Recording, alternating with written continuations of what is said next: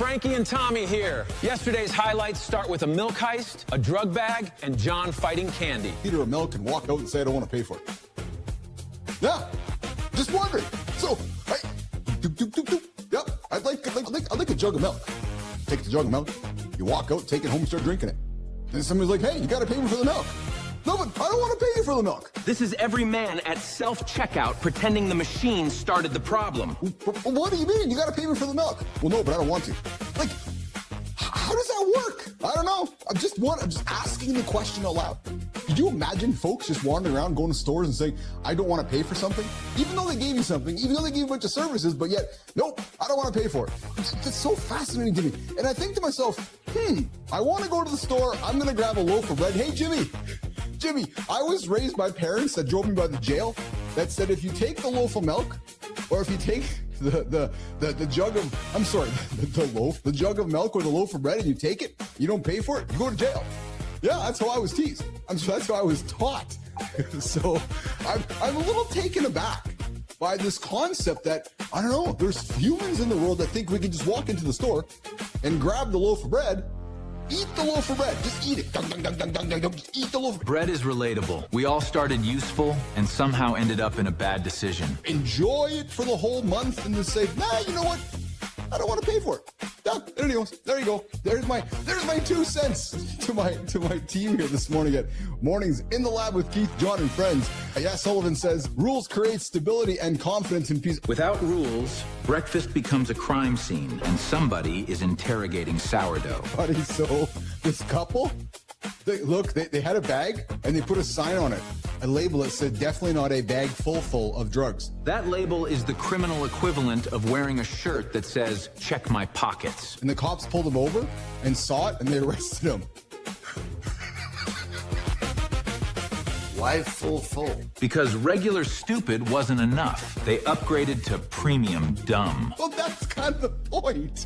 Look at them. Do you think they can spell? I'm just saying. Yeah, I mean, there's no way to cover that up. What? How they look? My favorite brothers from other mothers. How are you, brother? Oh, man. How you guys doing this morning? Good. What have you been up to? Doing, baby? I'm good, man. Moving, man. Twirling a lot of plates and putting out a lot of fires, man. Dwayne sounds like Monday morning if it had bills, smoke, and 4 tabs open. Keeping it moving. I love that, man. One of the things they taught us in the Army years ago, they said, just do what has to be done. That sounds noble until the thing is taxes, laundry, or apologizing first. Yeah. So that was one thing I learned in my first job. Dwayne, what was your first job? My first, well, okay, it's a 2-part thing. My first. Of course it is. A Dwayne story has side quests before the first sentence lands. Halfway job. I got my working papers at 16, and I got a job working at this Tabernacle Church outside in the summer. It was a summer job, cleaning and whatnot, and sweeping the floor, keeping the grounds up. But my first official job was at McDonald's. McDonald's teaches speed, pressure, and how fast dignity leaves during lunch rush. Oh, good for you. Yeah. I was the custodian at McDonald's, but I was custodian / cook. And I did some everything. My sister got me a job there with them, and I just did what I wanted to do. I was hanging out, roller skating all night long, coming to work. That's awesome.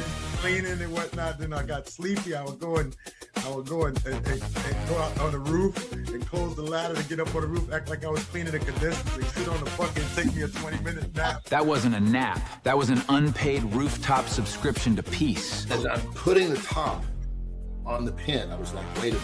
Oh, fuck, Johnny. I was like, I looked at my notes. I looked back at the fucking syringe. I'm like, oh my God. I just took 10 times what I was supposed to. That is when your stomach opens Indeed and starts looking for remote work. Which means now, instead of having to eat between 70 and 80 grams of carbohydrate, which would have been less than 2 cups of rice. Yes. Now I eat between 700 and 800 grams of carbohydrate. That is everyone after saying just one snack, except the snack was survival. And I had to get it in like the next 60 minutes, or I could have just I could have turned my lights off. You just need to get sugar in you. You just need to get fucking sugar in you. If I didn't have that 800, I was going 800 to be safe because that was way too much at once. I called my training partner. I said, look, this is what's going on. And fucking he was like, oh, fuck. He goes, I'm in the car. And so he fucking met me. This is where I have my own gym. So we were training for 4 hours. Yeah.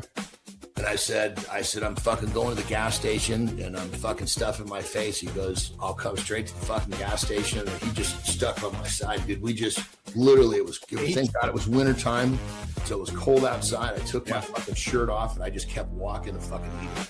Dude, my stomach looked like I was pregnant. It hurt so bad, but he was like, dude, this is like a fucking set of squats. You have to get that next fucking piece of candy. And he's tabbing up what I'm eating. Yeah. And I'm fucking getting tired.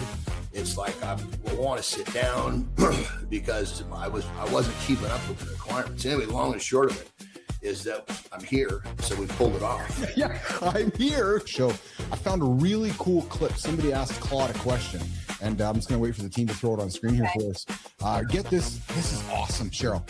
What has fundamentally changed the world for the worst, but us humans haven't realized? It was a cognitive state that forced the brain into a mode we now call the default mode network, a kind of mental background processing where you consolidate memories, develop empathy by imagining other people's lives, generate creative ideas, and build a coherent sense of self.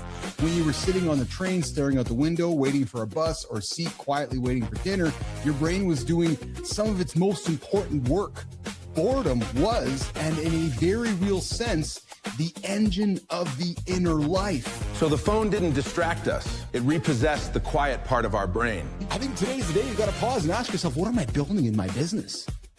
Is my business, I'm not going to use the term AI proof, does my business have human knowledge that can compound, and what are we doing about it today?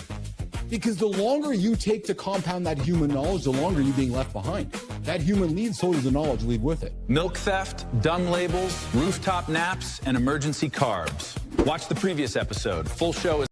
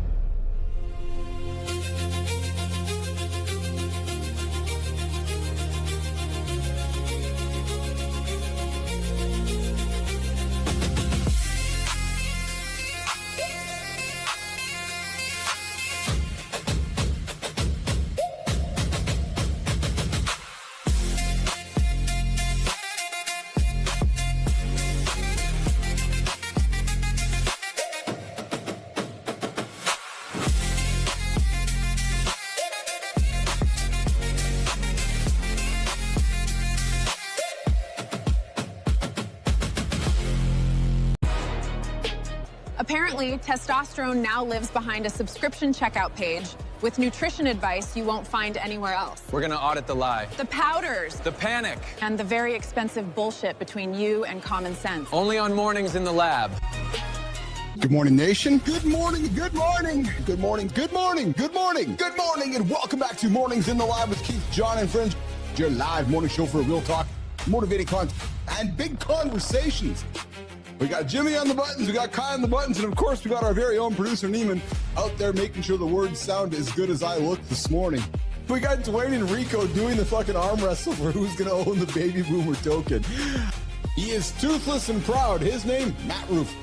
Talk to John's the bullshit professor.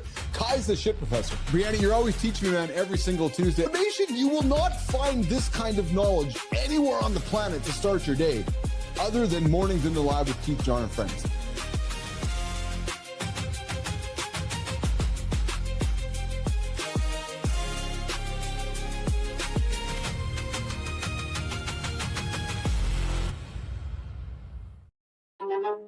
Good morning, nation. Hey, it's Thursday, June 25, 2026. Yesterday, we sat on the reinvention after 45. Why the men who change still, well, we still get to age, and why the men who coast, they get the quiet funeral. Some of you wrote in last night. Yeah, you did. You sent me a text. You said, hey, we're finally talking about something that nobody's talking about. But here's what kept showing up. Yeah, here, especially from a guy named Jay.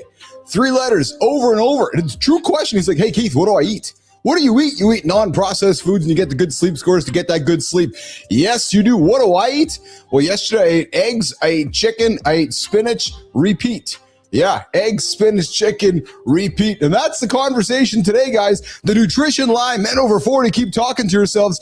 You are hanging out with Mornings in the Lab with Keith, John, and Friends. You got Dr. John Petrocelli in the comments. You got Sullivan out there. And of course, you got K. Winnie Kanon.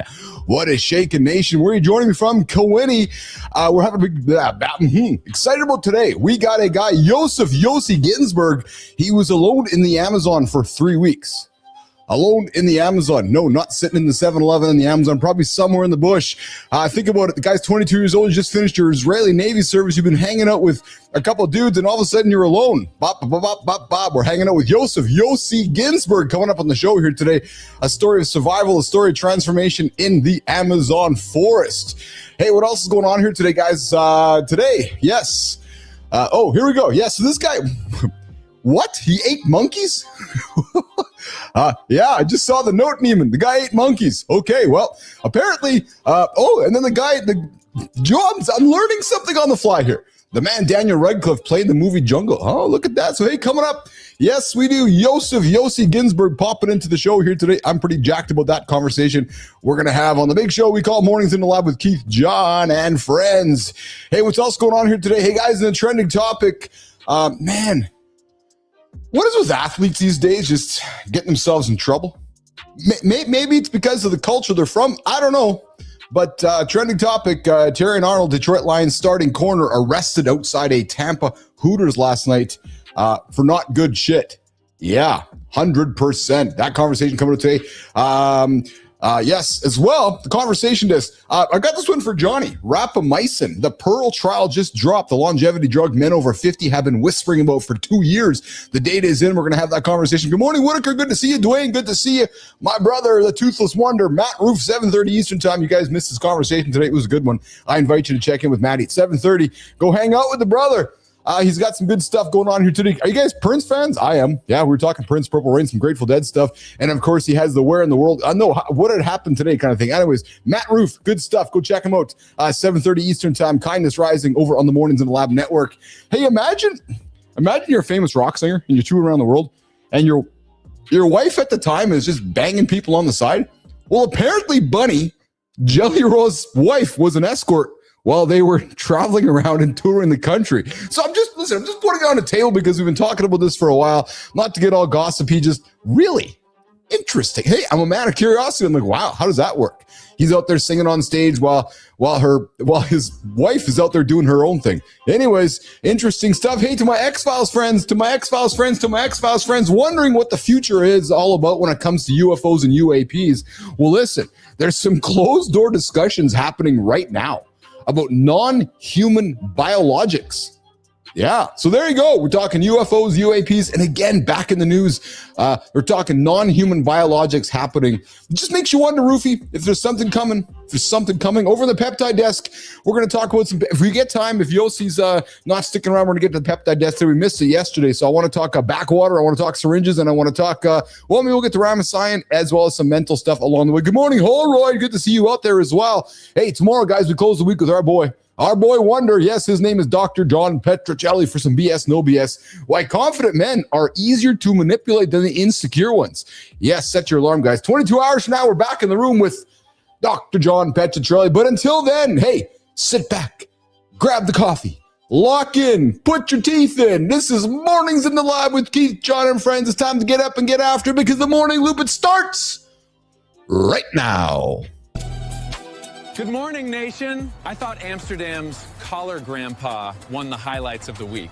I thought that was the weirdest adult behavior. Then Chief introduced the milk bandit. This person got the milk, drank the milk, loved the milk, then hated the invoice. That's not a misunderstanding. That's theft wearing customer service perfume. Chief said it perfectly. You can't eat the bread and negotiate with reality later. That's not how Mom taught us. If you need help, say that. Don't act shocked when milk costs money. The bill, protect your name and stop freeloading, and Milk Bandit, we will fold you 100 times with the bullshit professor. Let's start the morning loop.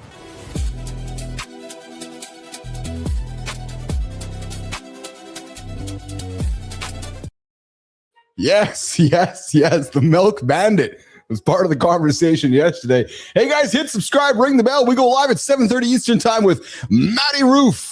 Yes, we do. The bell is the only way that YouTube tells you we are on. So yes, come check it out. Go drop into YouTube and click the bell. And hey, come drop your name, come drop your city. Where are you joining me from? Hey, tell us what's that latest nutrition rule that you're finally stopped paying attention to after 40. What did you put aside? Are you still eating those Twinkies?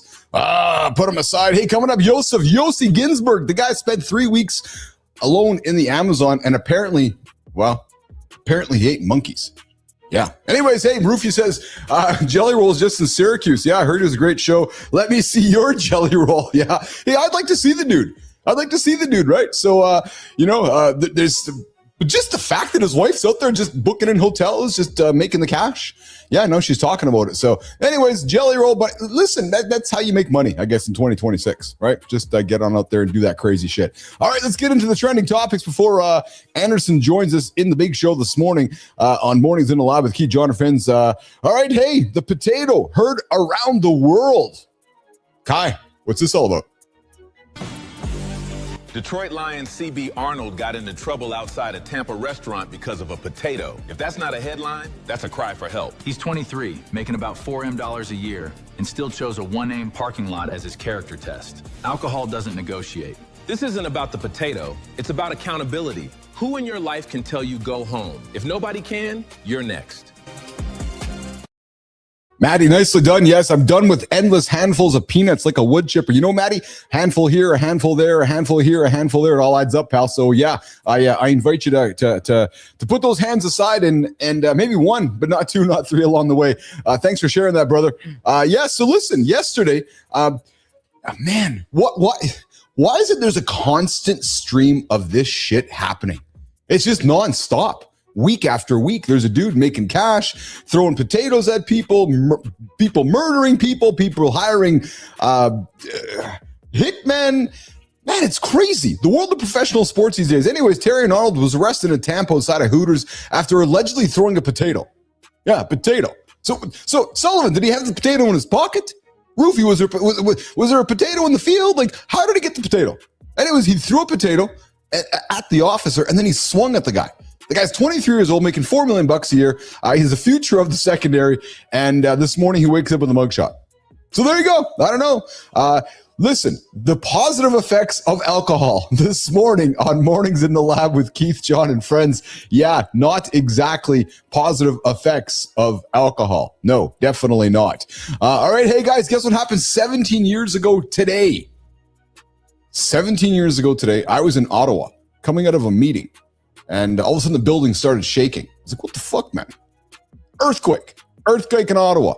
So then later that afternoon, that just became, it was a 10-second passing, heading over to the airport, sitting in the airport. Remember where I was sitting? on my trail. I think it was the Palm Trail at the time. And all of a sudden got the alert. Dook, dook, dook, dook, dook. Yep, this dude passed away 17 years ago. Throw it up there, Kai. Michael Jackson. 17 years later, and MJ still breaks the internet. Someone posted the memorial a day early. Even time can't moonwalk right. The replies hit hard. People remember exactly where they were. That's real impact. Music becomes a timestamp for our lives. And then it turns. Murray, the conviction, and the what really happened debates. Why do legends keep living in conspiracy? Not here for judgment, whether the guy was a or a but the fact is we lost a musical legend 17 years ago. Yeah, so I was 54, 17, 30. Oh, yeah, okay, there you go. I was in my prime, Dwayne. I was just in my prime, traveling around the planet, growing ICUC. But do you guys remember where you were and when he passed? This is one of those moments, I think, when Elvis passes, when Jackson passes, that you kind of go, oh, yeah, where was I? So there you go. Michael Jackson passed, and 17 years ago. And so it's interesting because we're seeing more of that come back into the world, right? I saw some comments from Macaulay Culkin was throwing him under the bus about some stuff, but yeah, I don't know. It's 17 years ago we lost a legend. His name was Michael Jackson. All right, keeping it going, Jimmy. What do we got going on next, man? Yeah, let's do this one. Bad Bunny. No, not Bad Bunny. No, wrong one. No, not the Bad Bunny. Maybe she was a bad bunny in the bedroom, though. Hey, what's going on with that one, Jimmy? Bunny says she paid the bills by seeing clients while touring with Jelly. Now divorce hits, and she's hinting she might go back. So it's not scandal, it's a rebrand collision. Here's Christian Country now. She's like, I'm not deleting my receipts for your image. And the wildest part? They're still planning a surrogate baby. Divorce with a joint venture. Fellas, how do you survive identity change inside marriage? Yeah, so apparently Bunny, hey Kai, we got to get her on the show. Bunny said on her Dumb Blonde podcast that while she was seeing clients while traveling with Jelly. So they're she's help paying bills, lawyers, travel, and tour costs.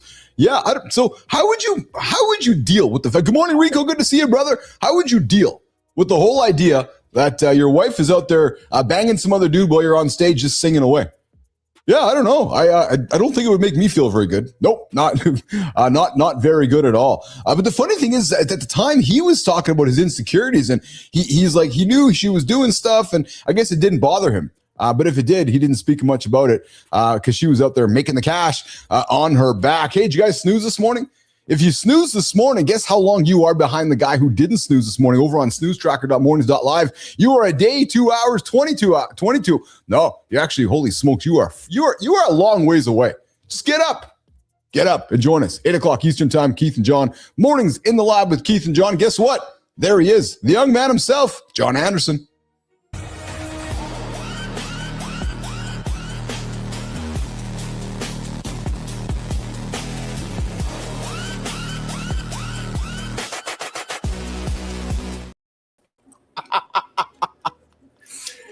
I like the car, man. That car is sick. Although, it looked like I was riding in the middle of the bench seat, didn't it? It did. And then you got with my left arm. And then Preston shows up with the umbrella.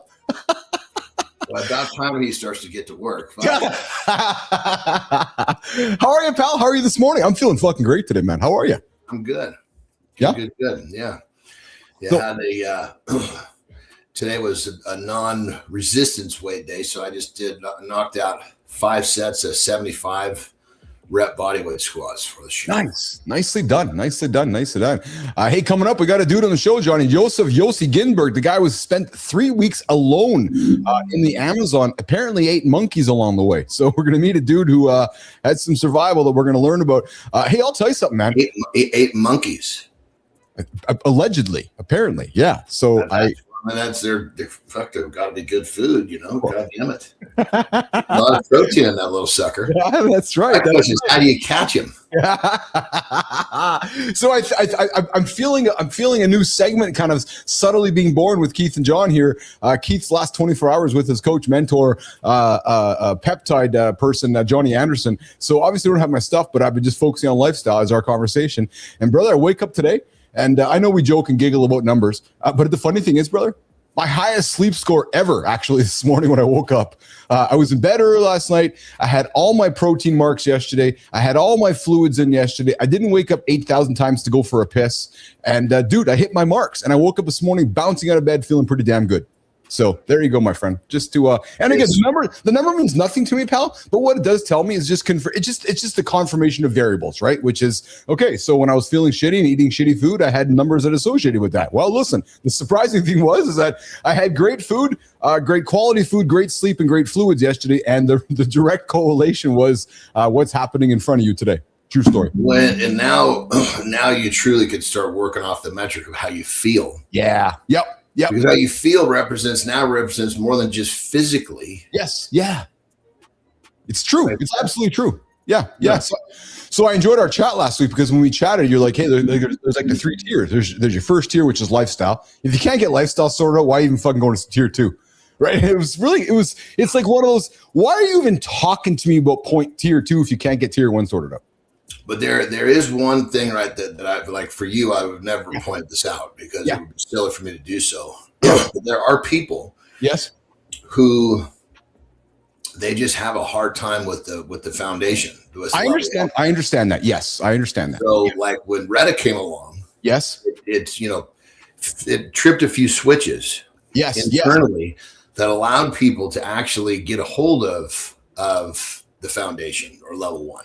Okay, yeah, that makes sense. Sure, 100%. Because a lot of times, the dopamine chasing behavior patterns are just fucking leading people around by the short and curlies. Yeah, if you slow that down a little bit, then it gives them a fighting chance to level out level 1. 100%. Hey, if we have time, my goal is to get to the peptide desk today because we didn't get to it yesterday. I do have a question for you. Have you heard of, yes or no, and we'll get to it later, have you heard of rapamycin? I don't know if I'm saying it right. Top of my head, I mean, definitely not with your pronunciation. If it's correct, I don't know. Yeah. Okay. Well. So it's a new one's coming to the table all the time, like epitalon. Yes. Yeah. There's epitalon. There's epitalon. It's pronounced so many different fucking ways. Oh, I see. Oh, okay. So I got something here. An early trial.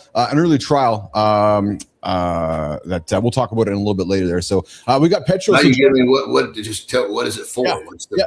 What's the idea behind this peptide? Yeah, let's do it. Kai, run the clip so Keith and Johnny can talk about it. Rapamycin's been the internet's immortality starter pack. Now we finally have a real 48-week human trial. The hype just met paperwork. Pearl trial, 50, 85 years old, weekly 5 milligrams or 10 milligram versus placebo. Women gained lean mass, men trended toward better bone content. Translation for men 40 plus, promising signal, not a green light. Dose, cycling, blood work, doctor. Also, authors tied to Ageless RX. Proceed like adults.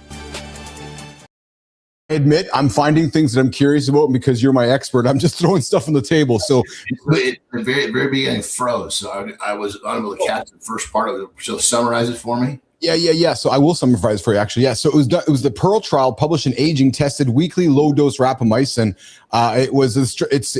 It shows significant gains in lean tissue mass and reduced self-reported pain. It was improved bone mineral content, but it's a longevity trial. So again, brother, I get these things come across my desk. I'm curious about this kind of stuff, like I know you are. Yeah, no, that's me too. So I got all sorts of questions about what they were doing with the mice. Would be the next, because that's great, but then we got to know they were aging mice. No. It was all on humans, brother. No, it's called rapamycin, and it was done on humans.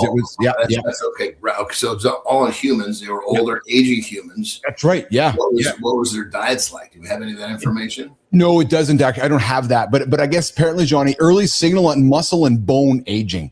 Like I said, I got to admit, I know I'm not offering a lot of value here, but I found it. It was on my radar. I'm like, hey, this is the way this shit comes out. Just so you know. Okay. We'll catch some like this, but then first thing we got to do is we go, okay, here's this. Now we got to start understanding the variables of the test. Okay, I see. Yeah. Check this out. Like it was. So Elvis was a fucking. As I heard, I don't know this for yes. Oh, you didn't met the guy? He would read medical journals to find drugs that worked on certain conditions, and then he was, well, fuck, I don't have that condition, but I really like what that drug does. And he would tell his doctor, I want some of that. Oh, interesting. So it's kind of like you almost have to understand what the purpose is for, but then you got to understand the settings of the testing. So there's that's like the first step in the data. I like, see. Okay, let's start to fucking, it's just like, we got to fill up we got to get as much knowledge as we can to understand the test. Right. So to oversimplify, taking a page from you, this morning I dropped his name out there. Weeks or months down the road, all of a sudden it comes across your desk again. You're like, oh, right. Me and Billis were talking about that a few months ago. And next thing you know, something else comes out. And that's how it starts to fuel, right? But it starts somewhere. It's like a seed, eh, Johnny? And then what will happen is enough researchers like myself will become interested to start doing testing on themselves. And information will come to the table. Yes. You know what I mean? So it's like, it all starts off with something similar to this. Yes. I get you. Hey, before you came back, it seems or even better, we've catch something that's been studied in fucking Russia for 50 years, and we got a really good idea what's going on. I get you. Yeah. Good morning, everybody. Hang out with Keith and John on Mornings Live. Coming up for about 10 minutes or so. Yossi Ghinsberg. I was alone living in the Amazon for 3 weeks. We're going to hear about that journey. Hey, Johnny, so before you got on the show, it seems like every few weeks there's something in the news about an athlete going sideways. Well, it happened again in Florida yesterday. A guy was arrested for doing crazy shit, throwing potatoes at cops, and multimillionaire, just dumb shit. Yeah, like fuck, man. And Petro says, he says, it's interesting how some elite athletes and entertainers often overlook the reality that extraordinary success comes with extraordinary risk, and that fame and fortune are no substitute for judgment. It's interesting when he says that, John. It's like nobody teaches anybody that, right? And let's face it, some of these folks come from cultures that it's stacked against them, and yet we hear it time and time again. Well, dude, it's I'll make a really goofy example. Not that it summarizes this, but it just kind of helps understand the mind. I was raised well, so there's no blame here. If anything, I'm saying I've got a pretty sound, understanding of reality.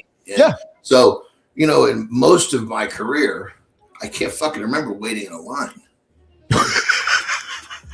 That makes sense? Yeah, absolutely. I go to a gym, train for free, don't even sign a waiver. You go to a restaurant, you'll get fucking pulled in and seated. So then all of a sudden it's like, in a weird way, you feel like you don't have to follow the rules. Yes. Yeah. I always said I don't follow the rules. Oh, I get what you become entitled. Yes. And like I made myself off of don't follow the rules. Break the rules, not the laws. Right. Yes. But then this shit happens and it becomes even more. I mean, I'll be honest, it got to a few points like when Terry came along, she traveled with me once. Yeah. And, it's almost embarrassing to say, but it's the fucking truth. If I was in a setting where I didn't get that treatment, I would just fucking cut to the front of the fucking line. Of course you did, you entitled prick. I mean, dude, I can remember many times where I would just fucking go to three from the fucking front, just step in. And she would say, Shatira's like, what are you doing? I just say, just look forward, please. Never look back when you confront somebody. Good morning, my baby. So don't answer this way that I want. Don't answer this way that I don't think you're gonna. No, forget what I just said. I gotta have some fun with you here. So Jelly Roll, we talked with Jelly Roll lately, and he's going through his situations with his wife. Well, apparently when they were touring, you talk about touring. Apparently when they were touring back when he was coming up, he'd go on stage and she'd book calls as an escort. Johnny. She would book, so she would go be an escort? Yeah, so they'd show up in a town, and he'd go to stage and do his performance, and she'd go and hang out with a couple dudes, make some cash. They'd reunite later, and my guess is he knew that. Well, yes, he's talked about that along the way. There's no fucking way that his crew did not know what the fuck. Well, for sure, absolutely, absolutely. When I was doing what I was doing, there were people watching Terry for. Period. Not that I didn't trust her. They were just making sure she was okay. 100%. Yeah. Oh, speaking of okay, I know how much listen. I know since we've been spending time together, you know how funny I am. You can't get over sometimes how fucking humorous I am and how handsome I am. And I've often talked about there's a lot I can't believe, but I don't know that I would use those adjectives. And I know that, and I know you're so into where my influences come from. Well, Johnny, breaking this weekend. One of my influences dropping something on Netflix. Kyle, let's put it up here. Will Ferrell is back. Streamer is hyping Pharrell as the Hawk, a washed-up golf legend chasing a comeback. Trailer tomorrow, series premieres July 16th. The poster says he's a legend and he knows it, but the replies say, we're canceling because Netflix picked up new seasons of Masha and the Bear. That's 2026. You post a comedy comeback and the comments turn into a propaganda trial. Your biggest villain is the algorithm. Yeah, so it's just funny. I like Will Ferrell, and I know Matt. He does look awesome, and I hope it's fun because he's such a schmuck, right? And he's been on his journey, John. I've been watching pictures of him along the way. He's been on a journey, clearly doing some maybe the celebrity stack or whatever they call it out there in Hollywood. Yeah, he fits into your Chevy Chase thing. Yeah, he's certainly people people you try to emulate that you failed miserably. Hey, I'll tell you. Here's the thing. I think what you're tending not to realize is they do that in movies. Hey. So not in reality. Not in real life. Coming up in a few minutes, Yossi Ghinsberg. The guy was alone in the Amazon for 3 weeks, and I think he might have ate monkeys. Hey, Johnny. So, dude, I made some monkey's brain before. Oh, you have, eh? Yeah. Oh, probably. I'm thinking probably overseas. I'm thinking in Korea or something, or what? Yeah, you just fuck, man. You're always eating some fucking. Well, yeah, you're always eating something. Hey, so yesterday was a crazy day in the world. 24 hours, and one of the massive ones.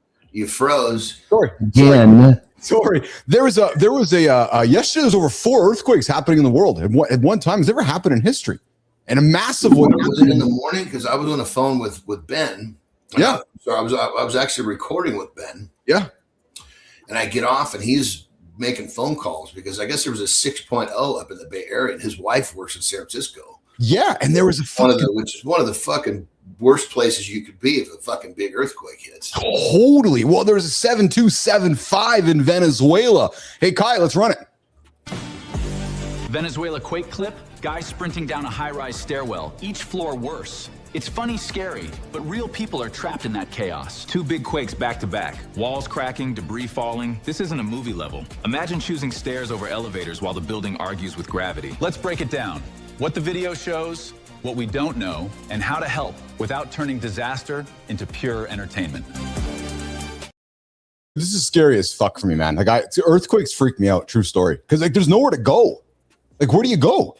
Honestly, so this video here is him running down the building. He's going down the building. It's getting worse the whole time, right? And it's like it's crumbling below you. I don't know, man. I think for a natural disaster, that's one of the freakiest ones for me personally. Yeah, that'd be interesting. How often do buildings actually fall from an earthquake? Yeah, well, that's fair. I do have some video of that happening. I know it's happened. Remember the one in San Francisco and I think it was 89. Yeah, absolutely. Buildings just were. I mean, they were actually sinking into the ground though, not really falling over. Yeah, just going straight down. Hey, I got an interesting morning opinion here. So I saw this, I was like, well, duh. Don't cover our fields, cover our car parks. Well, the nation needs power, and I think this just seems to make a lot of sense, actually. Why wouldn't we spend some time? Hey, Jimmy, let's throw our morning loop daily opinion on the screen if we can. I don't know why we wouldn't spend more time covering car parks instead of fields, actually. This is one of those, duh. Don't you think? Well, I think they already cover those, don't they? No, you're correct, but there's still a lot of money and infrastructure being spent on putting panels over fields. So I'm just asking the rhetorical question, which is why. I've seen it too. I mean, fuck. Yeah. When I was flying, actually. Yeah, I was fucking blown away at how many of these things I spotted. I think what happens is, yes, I think it becomes for some people that own large pieces of land. I think it becomes a source income stream. Sure, it does. Duh. Of course, it does. Now, I don't see. I mean, from my eyes, this is only I've never seen a fucking green field like that covered up. I've always seen land that didn't really have much of a purpose for farming. No, but I think you're right, actually, brother. Because I know as I've driven through Saskatchewan a few times, where you see car to play hockey. There's a couple spots where there's just fields of panels. And Maddie's right. I guess windmills, right? Royalties. If you own the land sitting there, whether you're pumping oil or putting windmills up or generating power. There's money there. I guess just philosophically, it's like, well, yeah, go buy a parking lot. You see, like now, what I've seen all the time, at least we're up in NorCal, was when they were remodeling the high schools in the area, they would basically make all of the parking was covered with solar panels. Okay. Oh yeah. Yeah, of course. Yeah. Because there's parking lots are fairly fucking big for a high school. It's a lot of solar panels. Absolutely. And then I think the school then saves a ton of money on electricity bills. Yeah. Hey, so one of the things we often talk about in the show also is Polymarket and the goofy betting of we wonder, like, you can bet shit and you can bet anything these days. Well, 2 weeks ago, the big Claude AI model that was on the planet that was disrupting the world was taken away. Well, apparently, Jimmy, let's run this.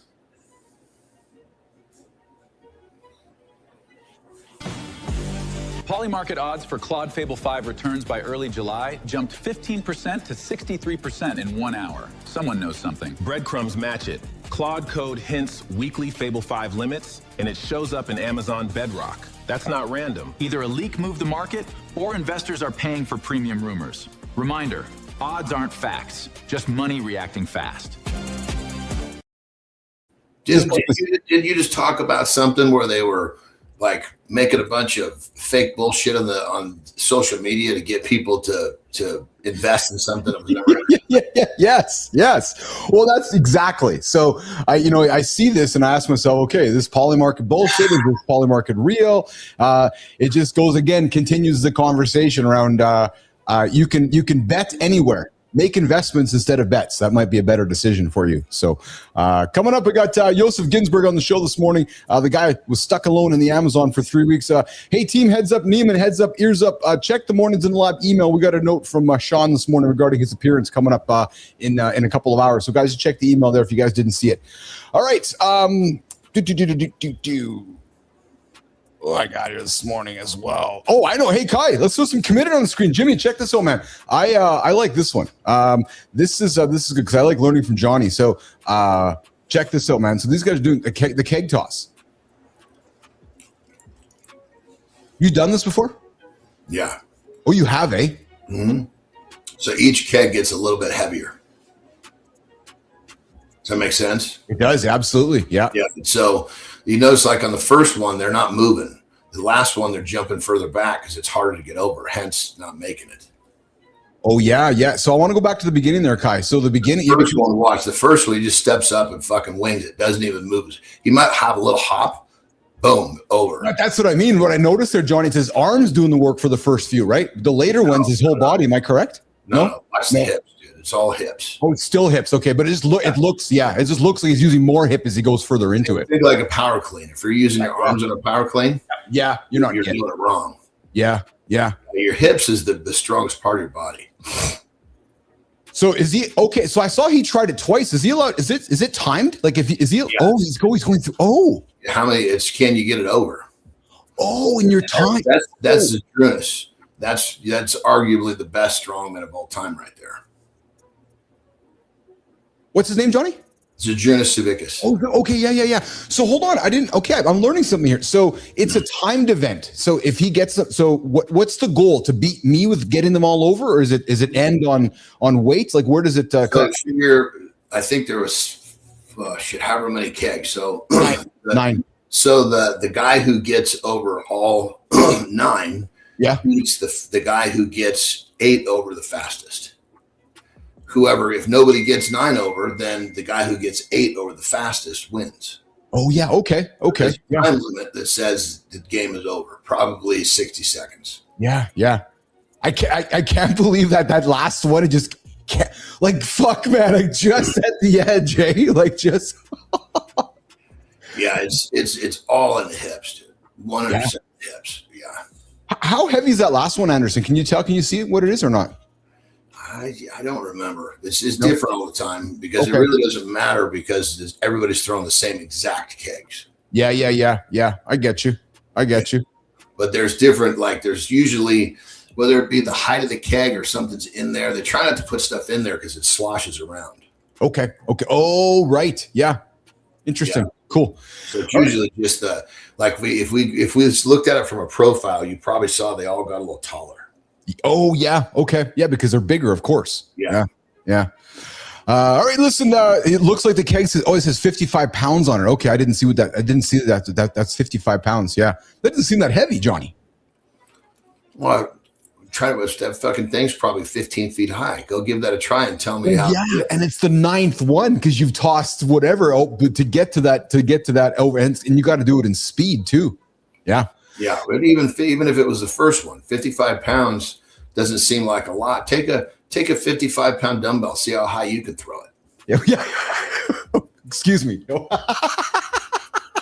Yeah, you'd be hard pressed to get that fucker to dribble over the back of your head. Yeah, you're probably right. Have a good one, Roofy. Thanks for hanging out with us this morning. Hey, John. So I feel like we're building up to something with this UFO UAP stuff here, and I keep talking about it because the administration keeps releasing dribbles. Well, now, what do you say, UAP? Yeah, unidentified. So it's like a UFO. It's a different unidentified. It's a different term for it. Yeah, no, I kind of understood. I just was curious what the P is. Yeah, phenomena. I think maybe. But here's the thing. That would make sense. We're now getting closer to non-human biological specimens they're talking about today. Kai, Jimmy, let's run this clip. Today in the Russell Senate office building, a UAP disclosure forum. Senators, ex-Intel scientists talking non-human biological specimens. That escalated fast. Rule of science. Extraordinary claims need extraordinary receipts. Mother orbs and these specimens sound wild. Until there's data, it's spicy testimony. The real story. Washington is normalizing Are We Alone on live stream. Next step isn't memes. It's subpoenas, funding, and evidence that survives daylight. For our Gen here, all of us Gen Xers out here, this is really less about proving aliens. It's more about we're normal. Like this is becoming normal conversation. It seems like we're just normally just talking about UFOs and UAPs. So one day we're going to open up the paper or come on the show. Okay, we've now got an alien. You know, I think if people would flip the fucking script on this, talk to me. No, an alien. Oh my God, he's gonna fucking chew my head off. But think about this. Some fucker shows up in a craft that sits there and levitates, that can do shit that we have no clue how to do. Yes. This fucker knows something we don't. Yes. I seek people in their 90s so I can sit down and talk to someone because they've got knowledge they can hand down, and that's our fucking race, our species. Now we're talking about someone who could potentially have, let's just call it 100 times our knowledge base. Let's just, dude, give me 5 minutes with that fucker. You know how many questions I can answer for myself? The reality, though, is that we have been conditioned in culture to be afraid of it. And that's my point. That's my point. I mean, fuck, man. Yes. From what I can tell, and I'm not I don't do a lot of time fucking investigating this. From what I can see, these fuckers are keeping us from harming ourselves. Well, probably. UAP stands for Unidentified Anomalous Phenomena. Those are pretty big words for the handsome chief this morning, Johnny. I think these fuckers are just trying to make sure we don't destroy the fucking earth because they're like, look, you dumb fuckers, there's some shit we want there. You destroy this, you're really fucking us up. It certainly seems like we are leading a conversation somewhere. If they wanted us gone, we'd have been gone a long time ago. Yeah, hard to argue with that. Hard to have that. Hard to have that argument. Yeah, it's like a fucking like a guy. I just saw this thing. You ever heard of Boss Rutan, right? Yeah. One of the fucking most badass MMA guys. Well, I guess he's also known to like just fuck people up on the streets. Where he lived, it wasn't quite the same over in Holland. Yeah. It's kind of like, if he wants you knocked out, he'll knock you out. It's that simple.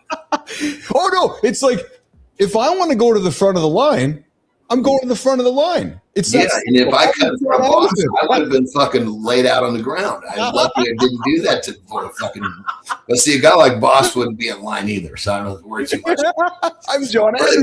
But the point is, I think the same way about these. I don't know, whatever we call them. UAP, UFO aliens, yes. If they really wanted to end us, they would have done it already. Hard to argue with that. Hey, yeah. So every now and then every now and then we get these actors that come across our world that they seem kind of normal about a few things. And this dude here, he seems normal to me. He's struggled with so many challenges in his life. And now he's talking about parenting your kids. He says, you're ruining your kids if you make life too easy for them. Hey, Kai, Jimmy, let's run the words of wisdom this morning. It has to be difficult in some ways. It doesn't have to be, shouldn't be traumatic, shouldn't be, awful or painful, but things have to be hard for you to learn to do hard things. Yeah. And this world, like it or not, is going to demand that you do hard shit. If you want to have anything, if you want to be able to provide for your own family, have your own dreams, have, the things that you want to have, because if you don't do it, the guy next to you is going to do it better, or the woman over here is going to do it better, and you're going to lose out. Yeah. And also, I don't want my kids to have that first big tough experience in life and like kind of fall apart. You got it. Like some of the best lessons I ever learned in life were from failure. In fact, for sure, I didn't learn much from success. I learned a lot from failure. You know what I mean? But the most important thing you learn is that you can survive it. You can be okay. So it can knock obvious, you the fuck down. So obvious, Johnny, yet we as parents do so much shielding to this. And I thought when I heard this, I was like, oh man, we just got to play that clip nonstop because there's so much reality to it, Johnny. I told my kids, brother, I said, look, it's my job to put enough pressure on you. Yeah. Develops your character. Yes. Not so much that it breaks your character. Develops. Yeah. Is there a difference? There's a difference, isn't there? 100%. Yeah. Yeah. And a parent that constantly relieves pressure is not allowing character to develop. Yes. Yeah. Oh, I like that actually. I like that a lot. Because if you're too quick to relieve the pressure, that kid's never going to know what it's like when they get into pressure. Yeah. I mean, it's like, and I formulated that in so many different ways. Yeah. They didn't understand that when they were real young. So look, when you're crashing and burning, when you're falling, I have to decide when you're mid-flight on the way to the ground. Yes. You need to break your fall, because if you're going to hit so hard, it's going to change the trajectory of your life. I will be there. If it's going to not change the trajectory of your life and give you a good lesson, I will watch you fall. Yeah. Yeah. Yeah. It's like a leadership stance that I take with people and my family or anybody I lead. I'm going to celebrate you when you win. I'm going to help you win, and I'm going to catch you when you fall. Right. And and if you notice what I say there, there's nothing about standing still. There's two approaches. You either go and I'll catch you, or I'll go and I'll support you. But there's no just sitting still wondering what's next. No. It's got to make one of two choices. Go. Fail, I'll catch you. Win, and I'll celebrate you. But I think that it's too cut and dried, because this is just my opinion. Because when you're failing, you need to fall. Well, that's what I mean. But I'm going to be there to catch you when you fall. But I'm only going to catch you if that failure is going to change the trajectory of your life. Yeah, that's fair. That's fair. We're playing semantics. I want to empower somebody to want to fail and know that I'm going to be there to help them, because some people are catch you might be the wrong word. Help you to your feet. Yeah, sure, 100%. Yeah, absolutely. Yeah, 100%. Hey, we talk often on the show about masturbating, Johnny. Well, guess what, man? Guys, if you don't get it out, it ages. Yeah, Jimmy, let's run it. Science reviewed 115 studies, 54,889 men. Turns out saving up can backfire. Abstinence may damage sperm quality. The myth finally gets receipts. So the WHO's wait up to 7 days rule might be optimizing quantity, not quality. IVF clinics, maybe stop treating sperm like fine wine. Real takeaway, if you're testing fertility or doing IVF, shorter abstinence, like under 48 hours, may help. Simple lever, not magic. Brother, this is 55,000 people, man. So not just a little one. 55,000 people essentially saying that the findings challenge the common 2 to 7 day abstinence window used before semen testing. Essentially what this study says is that if you don't let it out, it ages. And it just sits there inside your body and it ages. So for men over 45, the takeaway is practical but not magic. Ejaculation frequency may be one free lever in a broader fertility equation that also includes weight, metabolic health, sleep, hormones, and age. So higher quality sperm if you disperse it from your body instead of letting it build up. Makes sense. Yeah. Yeah. I mean, I think I would imagine there's probably some point of certain build, like X amount of time And after that certain time, it's like a piece of fruit on a vine. It just starts to rot on the vine, you know? Well, and as Charlie, as Good Time would always say, just rub one out. Just rub one out when you need to. Just rub it out along the way. Hey, since in college, there was a thing that, you know, it was like the clinic, whatever the medical thing they had on campus. Right? Yeah. So you'd walk in there and they'd have different things, you know, like give blood, you know, give sperm, and the fucking sperm one, you know, they were trying to lure you in by getting paid. And I was like, oh, Jesus, you know, let me find out about this. Did you go and donate sperm? No, because you had to wait like 3 fucking days. I'm like, I'm not waiting 3 days. You don't wait in line, and there's probably no line for you to cut it. Well, no, I wasn't worried about a line. I was worried about fucking waiting 3 days to drop a nut. I'm like, that's not happening. I drop 3 nuts a day when I'm 18. I can't let it back up. No, there's no way I can let it back up. Well, at that point, it's not about money. It's about this is quality of my life here. Yeah. You know what I mean? When you're that age, dude. I mean, swear to God, you're just literally young, dumb, and full of cum. Just fucking masturbate like a fucking wildcat. Well, and that culture back then, you know, some of the stuff, like you turn on, like, so boys that are listening that grew up with Keith and Johnny, I know you didn't turn the TV on much back then because you didn't have one. But when one did turn the TV on in the 80s and 90s, it's like everything on TV was sexual stuff. So, of course, you wanted to pull one out. You turned Baywatch, anything, wrestling, like some of the shit that was on TV back then, brother. Well, and that was like one of the biggest outlets of something that was, you know, intriguing as well. Yes, exactly right. Hey, okay, so I'm destined to continue to educate myself and you about aging and so forth. Well, listen, maybe this is another thing that I can drop in your world to pay attention to. Apparently, Johnny, there's a tropical butterfly, seriously, that barely ages, that could unlock the secrets of biological aging in humans. Jimmy. A butterfly in Panama just embarrassed every anti-aging influencer. It lives way longer than its cousins and barely declines. That's not cute, that's biology. Bristol-led researchers tracked Heliconius with lab records and field recaptures. Some hit near a year. One species stayed strong with age. That's health span, not hype. If nature can delay deterioration, the question isn't live longer, it's stay dangerous longer. So what's the butterfly's edge? Pollen diet, evolution, or both? Dude, they get so much more gay when they speak in an English accent. You notice that? I do notice that. Oh, man. So Dwayne Whitaker jumps in and says, those nuts will drain older meat. No, Dwayne. No. All right. So I think we don't have Yossi joining us today. I think he's tied up here this morning. So you're stuck with Keith and John in a good way this morning on Mornings in the Lab with Keith, John, and friends. The guest slows the roll. Yeah. Well, yeah. It's slow the roll. Hey, what's on your agenda today? What do you got going on today after work? I'm sorry, after our show. After our show. This is not work. I got Ben. Yeah.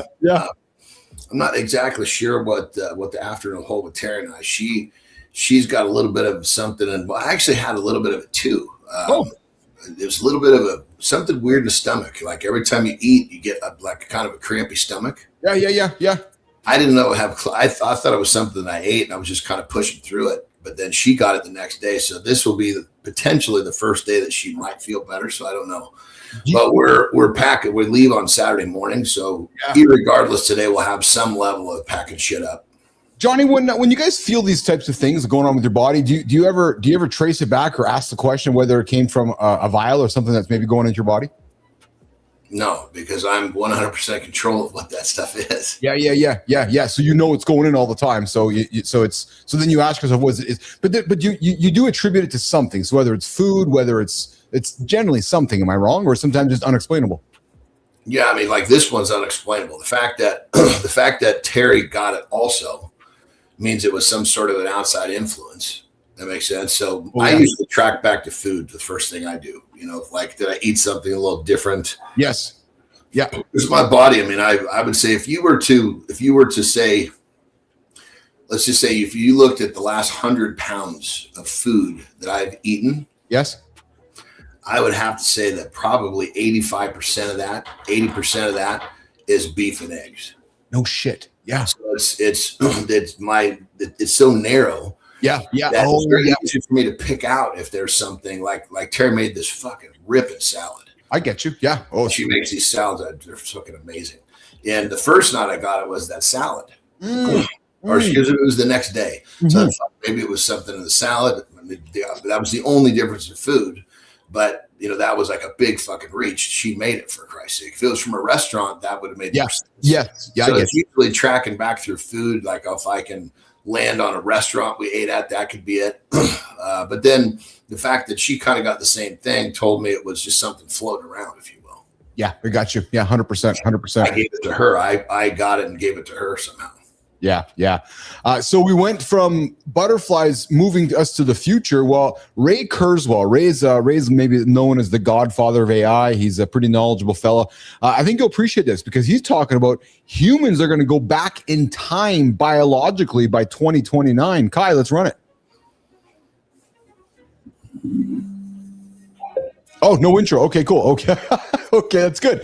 So I'm just seeing here in a browser. Let's see here. Yeah, so Kurzweil predicts. So this guy's, he says that what if aging stopped? And he talks about, according to futures Ray Kurzweil, we might just be 4 years away where human life expectancy is growing. And he framed this as humans are going back in time through AI-designed vaccines, simulated biology, and nanotech, accompanied by a dramatic But what he's saying, Johnny, is there's all these technologies coming together at a very convenient time in our life right now that he figures by 2029 and 2035, human beings will statistically be living longer because of tech coming together. Essentially, like AI and drugs, right? And it's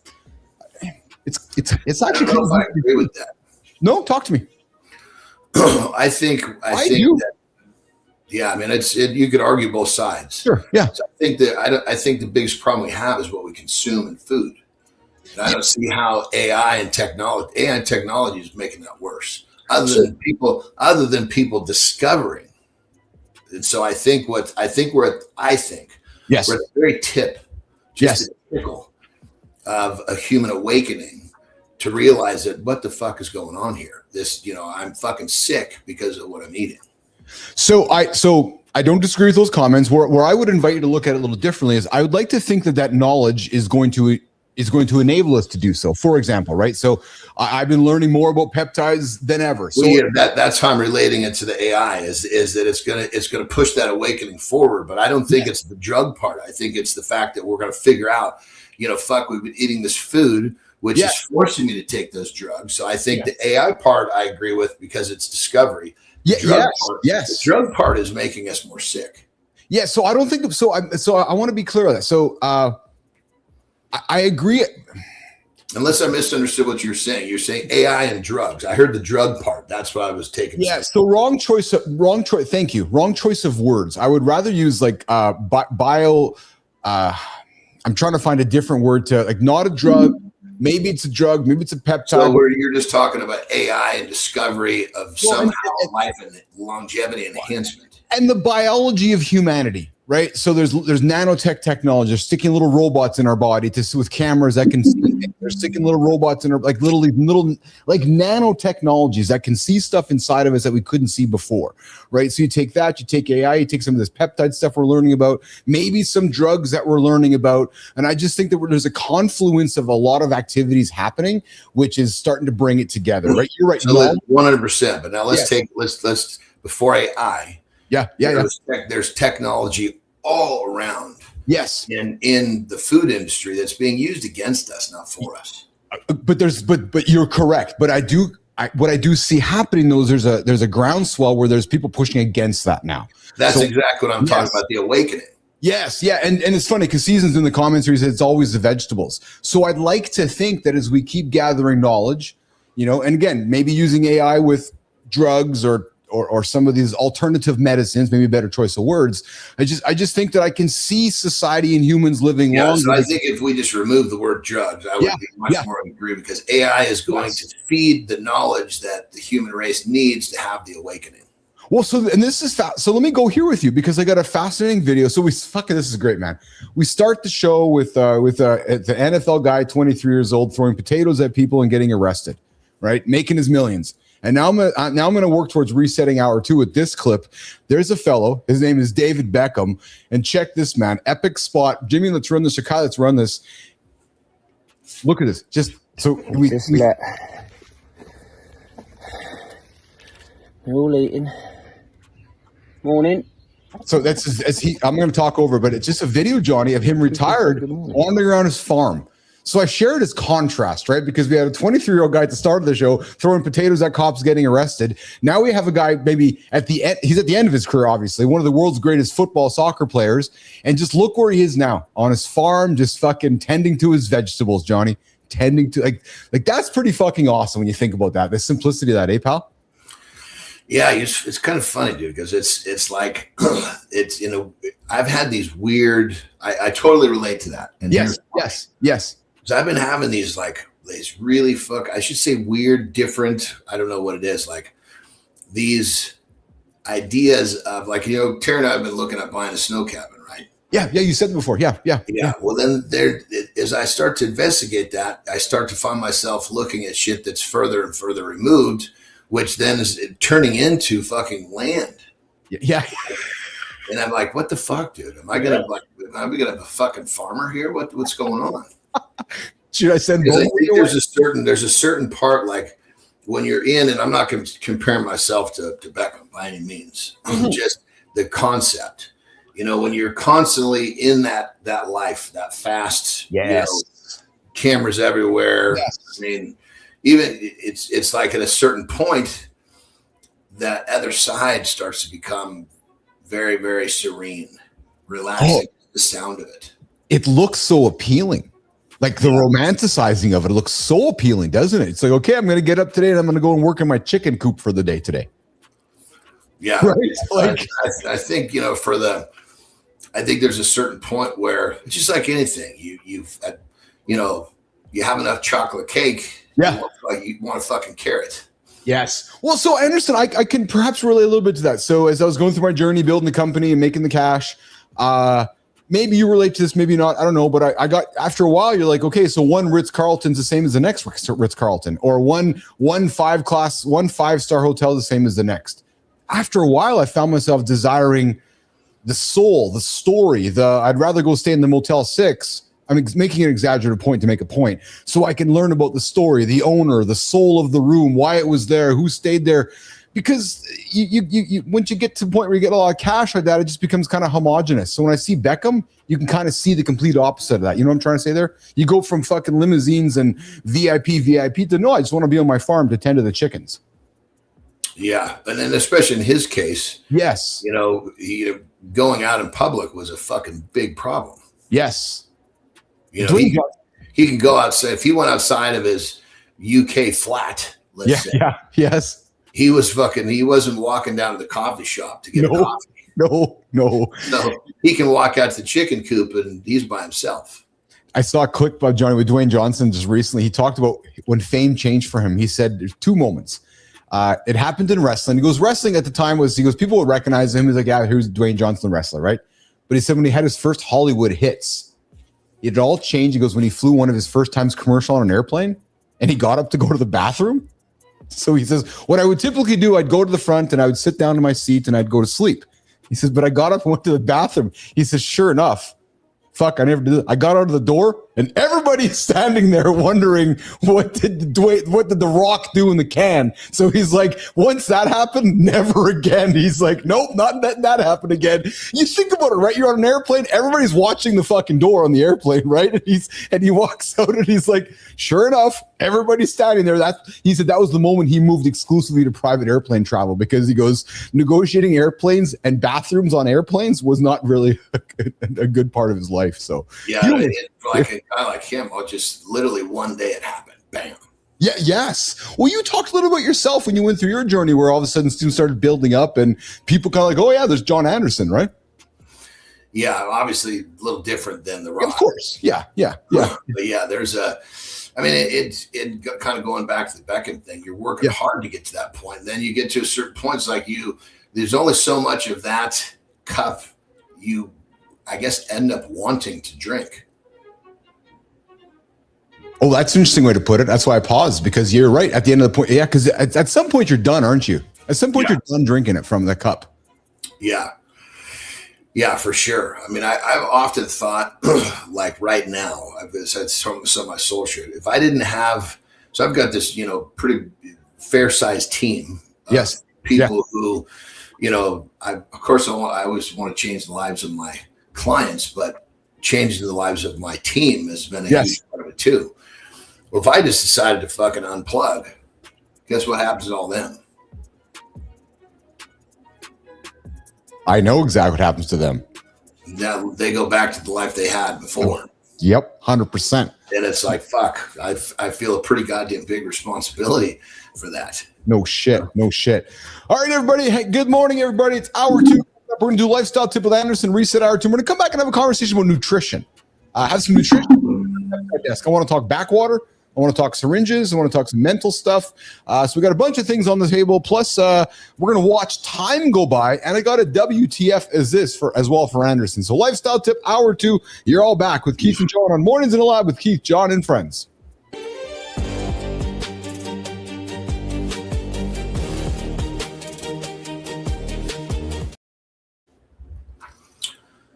This one is going to be short and sweet, but so powerful.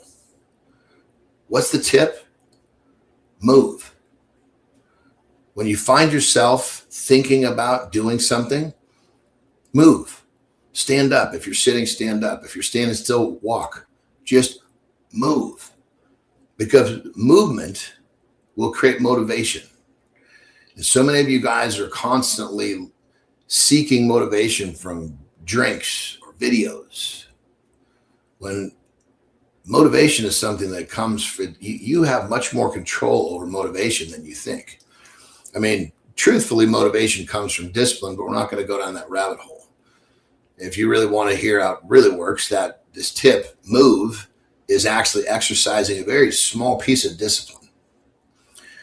But if you find yourself thinking about something and not doing it, this little bitty fucking habit will completely handicap your development as a human being and whatever development you're trying to achieve. So remember, it's all about questions. So this is the question I want you to ask yourself. Do you sit and think about the shit that you should be doing? Or are you actually moving, getting it done? Because if you're thinking, now you understand, it's just the first fucking step is always usually the hardest.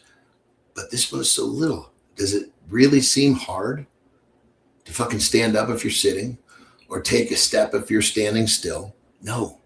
Very, very low barrier of entry. And this, my friends, is what will give you the motivation that you need to continue to do the shit you need to do, rather than sitting there thinking about it like a goddamn dummy. So that being said, what's the tip? Move. Rock and roll.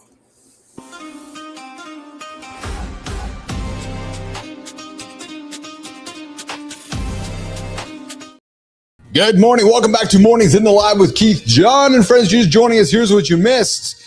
Yes, we got into the conversation with Terry and Arnold, Detroit Lions starting corner, tossing potatoes and getting arrested outside of Hooters.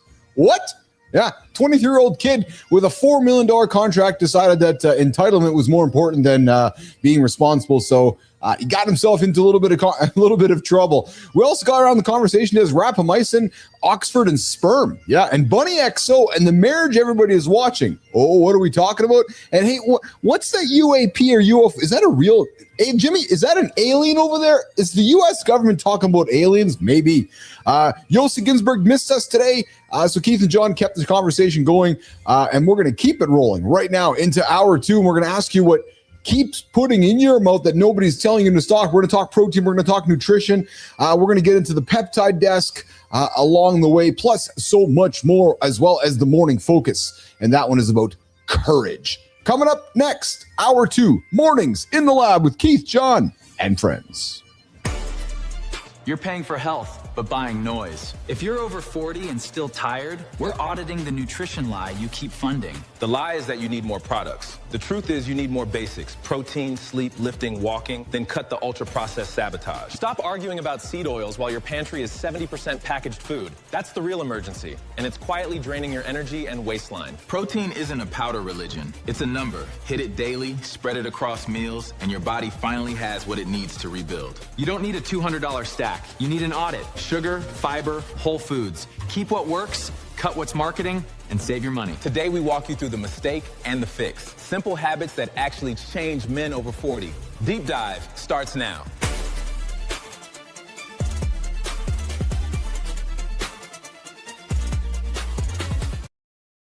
I think we might have to add piss breaks for this host here, Jimmy, along the way here. I think we're learning. We Keith and Johnny might have to do passing back and forths with all the water I'm drinking these days. We're going, okay, Johnny, your turn. Billis, your turn. Yes, exactly. All right, hour two, guys. We're talking food. I want to talk nutrition. And, we talk about this all the time on the show. And obviously we had Jory on for a while there talking nutrition. But I want to get into protein conversation with Anderson. I know he's listening right now. And I want to keep it simple. So one of the questions I want to ask Johnny as he's coming back is, so he lives on beef and chicken. What's the third one that he's crushing protein-wise? And I guess the other question I would ask him is, I suspect he's not measuring, just thinking out loud here right now, but there's, as an aging man, a May 24 review says 1 to 2 grams per kilogram of body weight per day. So I want to get some knowledge from Anderson, what he's using for his protein consumption along the way as he crushes protein. And I know he's not a big fan of overcomplicating things, right? Keeping things really simple. Crush that chicken breast, 30 grams here, crush another chicken breast there, 30 grams. But I guess what I'm asking Anderson is, are we eating the same value? If I'm weighing 200 pounds, I'm going to keep it simple. If I'm weighing 200 pounds, shall I be targeting 200 grams of protein? And especially as an aging guy, as Johnny and Keith are, and you guys are, is that what we should be shooting for, right? And I don't want to get caught up with some of the scientific stuff on the papers. I actually want to get caught up with somebody who's actually been doing it, real, right? So, And as Johnny talked to me a couple days ago, yes, it's easy to grab for the protein drink. Sure, it is 100% fill the gaps. But if we're using the analogies of building fires, doing that with the protein powder is not going to sustain and contain a massively great fire. So when we get into it, it's I think for me, the biggest change this last week has been just really managing those ultra-processed foods. Not saying we crush a lot of them in the house. By any stretch, we don't, to be honest. Lauren does a great job of keeping the food very much non-processed in the house. But we, getting out the ultra-processed foods clearly is the big goal for us human beings. And it's a challenge because everywhere you go, it's UPF. You get in your car. Everywhere you go, you're being drawn into eating crap. You think about it, right? Everywhere you go, you're just drawn to eat crap. From a nice package here, a nice package there, sugar and everything. And then we talk about fiber. I want to talk to Johnny about fiber, right? So recommended fiber intake for adult men is about 38 to 45 grams per day. But I'm curious to know what Anderson's getting in his body. He talks about the salads that Terry makes. Lauren crushed an awesome salad yesterday. The spinach salad, that's some good stuff. But fiber, what are we getting in for fiber every single day? And then the seed oils, the wrong panic. The internet bro science says seed oils will kill you. Research says the opposite when you replace saturated with linoleic acid. I think, again, for me and for all of us, we got to find something that works for us. There's no magic pill. There's no magic solution. I guess it goes back to just the basics, right? Get your water, get your good vegetables, eat real food, hit our proteins along the way. And then, as you go through the store, keep yourself on the outskirts of the store instead of the middle of the store. So it's funny, Petro, I'm asking that too, right? He's crushing seafood. Is it shrimp? And then we got Season saying 5 fist-sized portions of beef, chicken, or eggs will usually get to your protein cap for the day. Fill the rest of them with some whole foods. Season, you just nail it, man. You always you have it all sorted out. Johnny, besides chicken, eggs, and beef, what else would you add to your protein template? Are you crushing any seafood at all? Like any shrimp at all? Or I'm being serious now. Give me some ideas. I'm not a huge seafood guy, but when I'm down here, it's different because, like, I mean, the fucking it's fresh. It's like there's a place that we go to get it. It's just like fucking 5 minutes away from the house. Yeah. Right along the highway. When I say highway, it's just 2 lanes. Not that's the highway here. Yes. Yeah.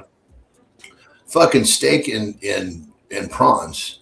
Dude, sometimes, and I'm not shitting you, sometimes guaranteed every prawn is a legitimate cut in half 2-biter, sometimes 3. And it's fucking crazy how tasty they are. Yeah. I like that. And then what I really fucking dig is whole grilled octopus.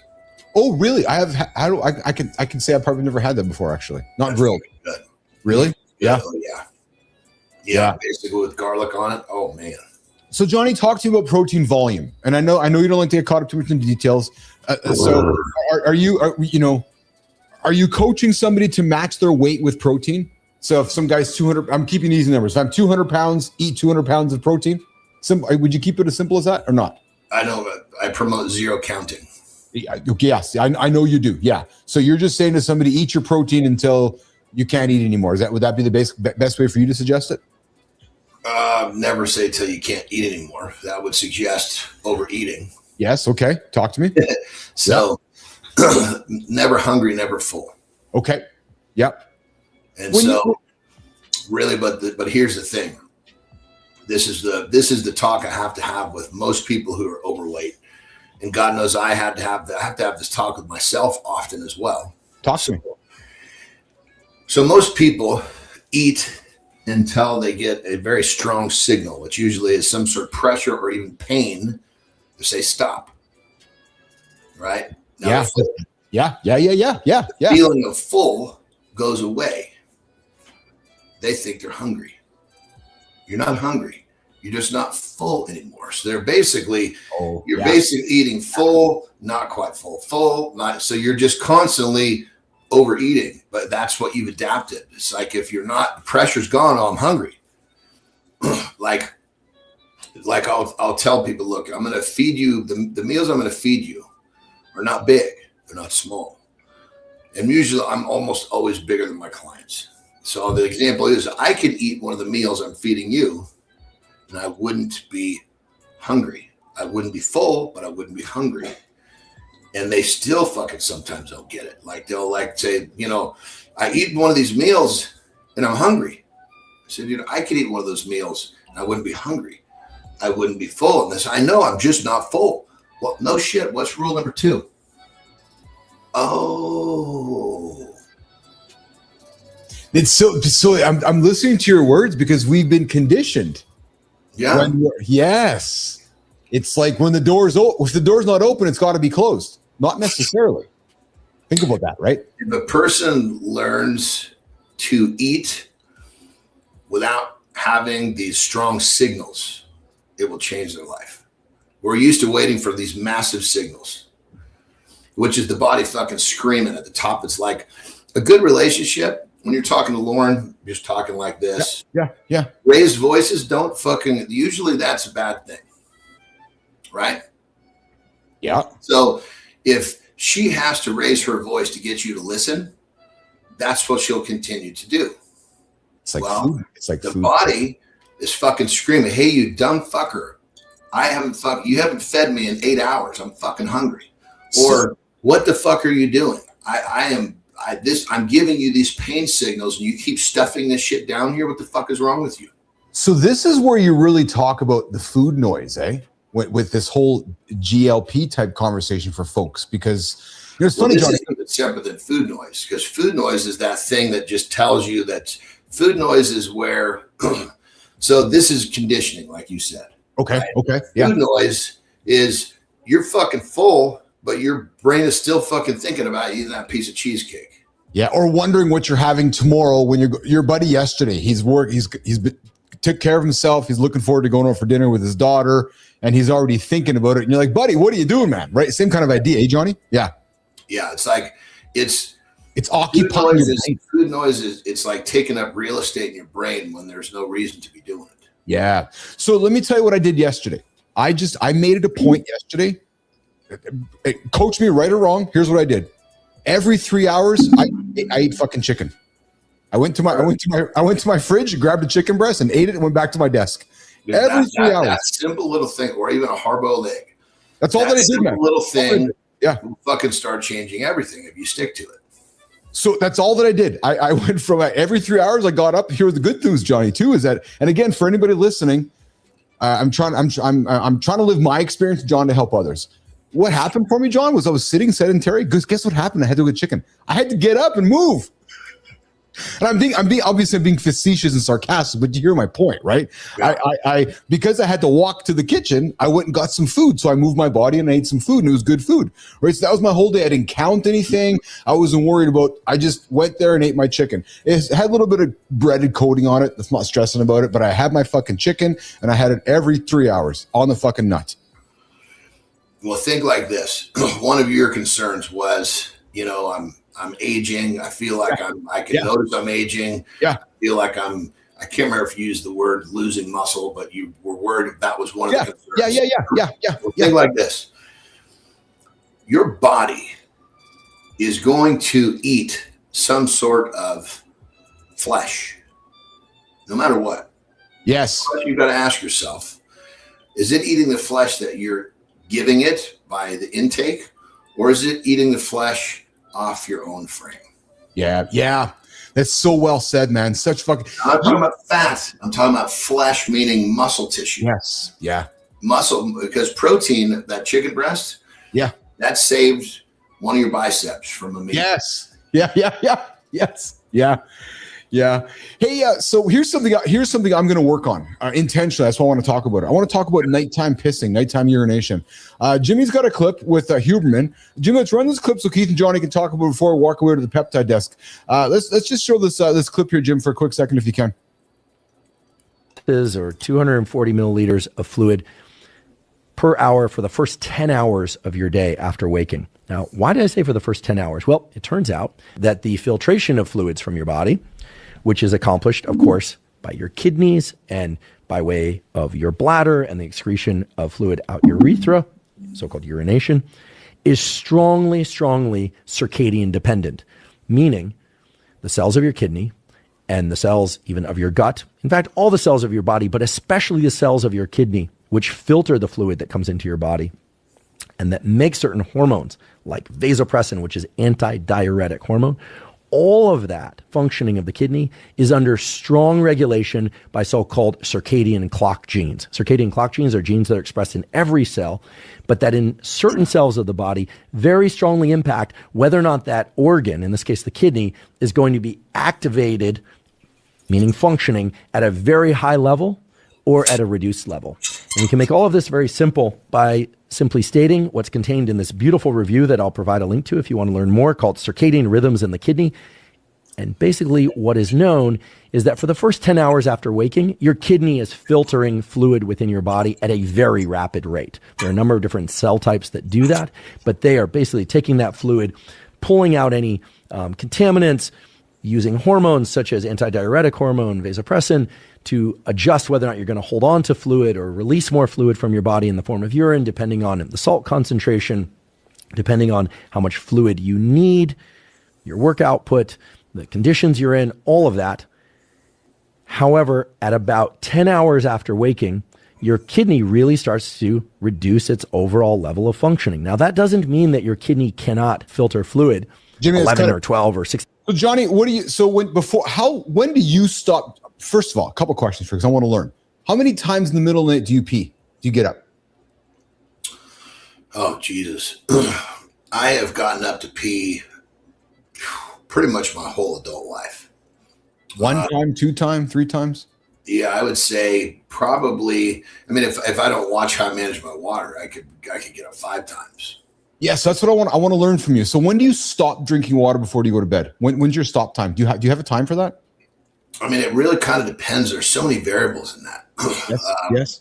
So like for a client, what I would do, say, let's pick a time, call it 2 to 3 hours before bed. That's when you're going to stop. That's what I was wondering about. Okay. And then based on that metric. Yeah. See, this is where a number will help because we're not focused on the number. We're focused on the outcome. Yes. Like, yeah. Okay. So basically we're going to say 3 hours. And if you're not peeing at night, perfect. Then let's bump it to 2.5 hours. Yes. Now, so we get to a place where you're up peeing, let's pull it back a little bit. Yes. So it's really when it comes down to there's so many variables in terms of like water intake, how much water were you in a fucking warm area that day? Yes. Was there extra exercise that day? So yes, it's hard to really nail it down. But you've got some pretty good guidelines to work with. Does it make sense? It does. Yeah. So my goal today is, be in bed by 8, 9 kind of thing. My goal is to stop my water probably 2 to 3 hours before, maybe just sip a little bit. And then I want to see, because last night, as I was joking before this morning, I had my best sleep score forever. This seems like, and I had a great day yesterday. I had all my marks. I was in bed on good time. I had all my fluids. So, but I only got up to piss once. It was like just before 3 o'clock, about an hour before I had to get up. So I'm going to try. I want to try to get through a whole night without getting up, Johnny. It's my goal. Maybe I can't remember the last time that I literally can't remember, meaning probably because when I've been drinking lots of water for just fucking forever. Yeah. And so, I don't know. I guess it's something that I just kind of accepted into my world. Like Terry said, Terry said that what she notices when I get up to pee. Yes. I fall back asleep instantly. Yeah, it's almost like you're sleeping while you're peeing. I manage getting up, taking a pee well. But now keep in mind, if I had to get up and take a dump, yes, I'd always fall asleep well after that because I'm up too long. Yeah. I swear I'm still sleeping when I'm pissing. And I obviously have awareness, but probably like you, I go there and I pee and I'm back and like I just feel like I'm sleeping the whole time. Season says you should be done with dinner 3 hours before bedtime. You should have no water at dinner or after dinner. Interesting comments from Seasoned. Those are pretty blanket statements, but yeah. Hey, so one thing I've learned about Season, he hangs out with us. I think he's very disciplined to his values and his principles. And generally speaking, everything he says is moving the right direction. Yeah, totally. He's 100%. You kind of get a picture of the guy, right? He's got his values, he's got associated with his foods, getting his sleep in. I believe he's a teacher, so he's got to speak a bit in blanket terms because if you've got hundreds of kids listening, it's pretty difficult to speak in specifics because you're talking to one that's specific. All the ones that are, of course, they're always, it's hard enough to get them to do what you want them to do, even with one simple statement. Yes. Okay, Kai, let's get into it. Let's do let's quickly run the peptide desk disclaimers so Keith and John can talk backwater and syringes coming up right now on the line. You don't fail a peptide protocol in the vial, you fail it before the vial. Today's tool layer, BAC water and the syringe that decides if this stays clean. BAC water is the mixing water guys use to reconstitute peptides. Tiny preservative, longer use window, and a clock that starts the first puncture. We'll keep this tight up top because the real value is the handling. What to buy, what to mark, what to toss, and what ruins consistency fast. What you're about to hear is lived experience. What Jon actually did, what they learned, and what they'd change. Nothing dressed up as science. Treat this as field notes, not a study. If you're gonna do anything, do your own homework and talk to a qualified professional.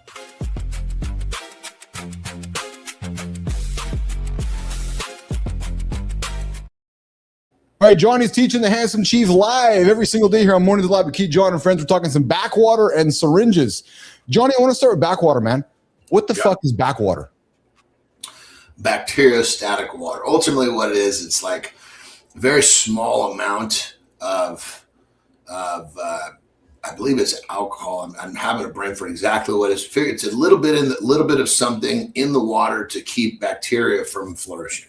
Yeah, so bacterial static water, backwater, is sterile water plus 0.9% benzyl alcohol.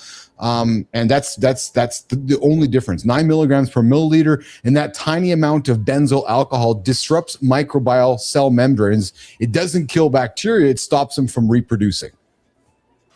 Yeah. So the idea behind that is if you were to mix something and it was going to sit for a while, yes, there could be some bacteria that may start. Well, I see. So how do I use backwater? I'm going right to the basics with you, brother. That's the water that you mix, because in a peptide, it's a little cake.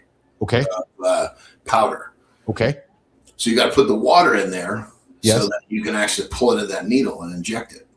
Oh, I see. Okay. Okay. Yeah, it does. Yeah. From a powder form to a liquid form. So that's the point of the backwater, right? The backwater takes the peptide from the dust and turns it into a liquid that I can inject it. Yeah, simple as that. And perfect example, like there's plenty of situations where I've not used backwater. Now, keep in mind, it's always sterile water. It's not fucking water out of the tap. Yeah. But if I'm going to mix something and take the whole thing, there's no fucking time for any. There's no concern, because it's the bacteria. When's it going to develop?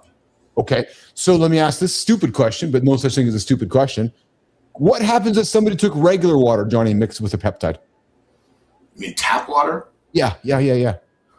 Well, tap water is not made to be injected. Yeah, there's shit inside of it, of course. I mean, think of all the shit that's in regular water. Yes, okay. Yeah, you don't want that in your. I mean, I don't know what would happen. Yeah. I don't know if anybody's dumb enough to test that. Yeah. So I don't want to overcomplicate it, but backwater is simply the think of it like this. Yeah. It's water that's safe to inject. Yes. Okay. Yeah. That you mix with your peptide to put it inside you. Gotcha. Okay. That's the simplest way to think about it. Yeah. Let's talk syringes. So, you gave me the instructions. I grabbed some. So 29 to 30. I learned more about syringes in a few days than I had my entire life. It's funny how we go through these things, right? So 29 to 31 half gauge U100 insulin syringe. There's really no rocket science about it at all. I did my research. You gave me what to get, and I grabbed it, right? So is there anything that one should, again, I know you're like to simplify, but is there times where somebody, what's the question I'm trying to ask? Or is there any questions that I'm not asking that somebody might be asking you, Johnny, about syringes? Common questions? I mean, I think what it comes down to it is that if someone, there's probably 1,000 questions that people would ask if they're not explain what's supposed to happen. You know, it's like if you ask me, like when a question comes up on the table and I don't understand enough, I just start bombing questions at you. Yes, I get you. So if I'm given enough information, then there's no question. So like the instructions I'm going to give you, yes, when it's time, all there. It's laid out in a way where if you have everything in front of you, it'll make sense. I understand. Yeah. Like for example, the instructions I'm going to give you, everything's in units because that needle is in units. Fuck, man, I was just about to ask you that. The difference between units and mLs and cc's, and I might be asking some. This is where it gets all fucked up too. So yeah, I know that's why this is awesome, man, because I want to learn. I feel like we can teach others. So because I see mLs, I see units, I see this, and I'm like, holy fuck, man, this is great content because I want to learn. True story, right? Well, you figure there's a cc. Yeah. Yes. There's a milliliter, and those two are almost the same. Right. Then there's units on the actual syringe. This is units. Yeah. Yes. And sometimes like on say on certain different types of like growth hormone is actually a peptide. Right. Yes. That's the measurement of strength is in units. Does that make sense? So there's just, you really got to fucking understand how to code all of this. Yes. And then you've got milligrams, you've got micrograms. 1,000 micrograms is a milligram. Holy fuck, man. Yeah. So what I do is I just basically simplify it all. I'm going to talk to you in units. Yep. That's it. And over the course of the journey, you'll start to connect all these dots. But it's much easier for you just to do it right. In one variable, right? We're talking units, right, Johnny? Yes. You're doing it right. And you're connecting all these dots as we go versus I try to help you connect all these dots up front. and then you cross fucking pollinate this shit and fuck it all up. Okay. Here's one thing. I don't know if this is legit or not, and I know we're gonna wrap the segment up here, team. But the handsome chief's fucking curious. Is this legit? Some folks would use two syringes, one to draw, one for injection, or is that ridiculous? I don't know. That's why I'm asking. I don't understand. It just depends. Like, for example, like on the little bitty needle right there. Yes. You're gonna just draw it and be done. You'll use one to actually, like when I give you the instructions, you'll use one to mix it. Then you'll let it sit overnight. You're gonna pitch that.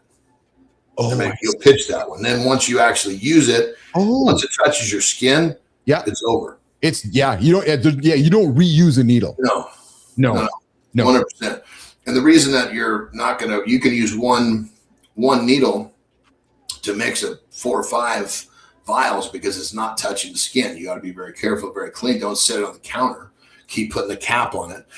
But so you're going to use one to mix, right? Pitch it. And then after that, you use one per injection. Oh, interesting. Okay, cool. All right, talking peptide tests, guys, and always, disclaimer, not medical advice at all, simply expert research done by the man himself, John Anderson. And then I'm going to be sharing my experiences as I go down it as well. So I'm not a doctor. He's not a doctor. We're just simply sharing experience through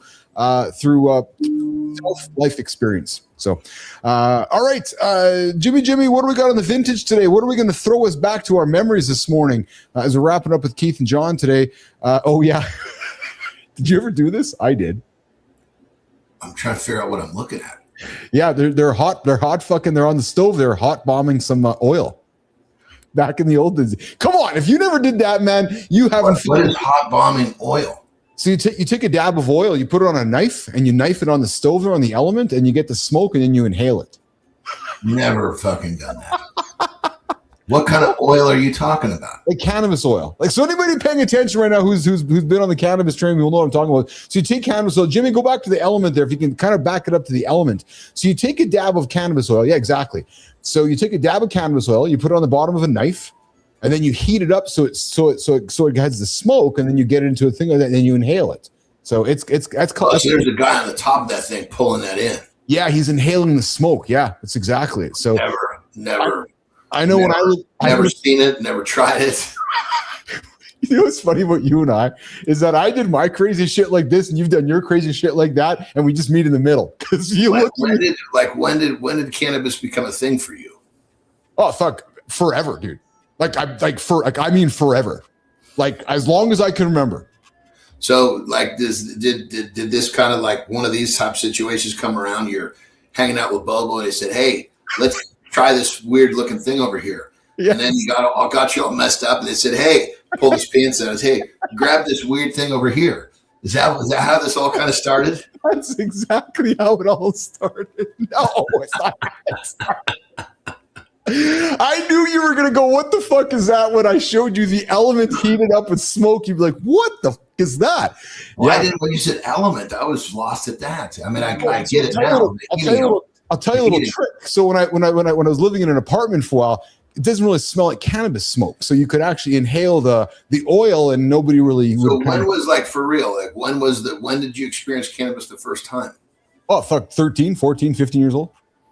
And at that point, did you know it was like, when this is helpful for me? Yeah, 100%. Yep, 100%. And it wasn't like you weren't doing it to go, fucking play video games, or you were doing it like, okay, I'm a better human being with this. Well, it's funny because I found if the team can pull it up, I found a fucking funny clip here that shows anybody if anybody who thinks that cannabis is all about getting high knows nothing about cannabis. I'm trying to find it here quickly. Because it actually has nothing to do with really getting high. It's where is this little thing here? Yeah, look at this. If you think people only consume cannabis to get high, then you don't really understand cannabis. It's actually as simple as that. And that's how I look at it. Right? And I think, and I'll put myself in this. Yeah. Right. Because I was, the cannabis thing for me came way later in life. Yes. Yeah. And by that point, they were already fucking like, I don't know what they were doing. They're making all this. Season, have a good day, Season. Sorry, Johnny, go ahead. Making all this fucking high-powered shit. Yeah. So, you know, I think that most people have never experienced the actual natural plant. Could be something to be said for that. Yeah. Because like I can tell a big difference. Like if like I don't do the vapes because it's fucking so strong, and it should, the vape itself is like that's like the cigarette part of nicotine, right? Yeah, 100%. Yeah. But the difference between the strength of that and how it affects me, way different than if I was just to find what people call that's really fucking weak shit. Yeah. You know, I think the natural blend of the THC and the CBD and all that shit. Yes. I think that's the medicinal part of this, not the part that gets you so fucking messed up you sit there and slobber. Yeah. Yes.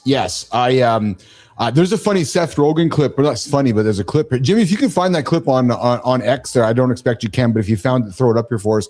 But Seth Rogen talks about he's like, he says, cannabis has been part of my entire life. It's like putting on a pair of shoes for him. He's like, you don't have to wear shoes, but you wear shoes. And he's like, cannabis has been part of my world forever. And so one thing, I know you got to rock and roll, we got to wrap up, but I was going to say to you that, you know how you love like learning and experimenting with peptides and just your journey with that?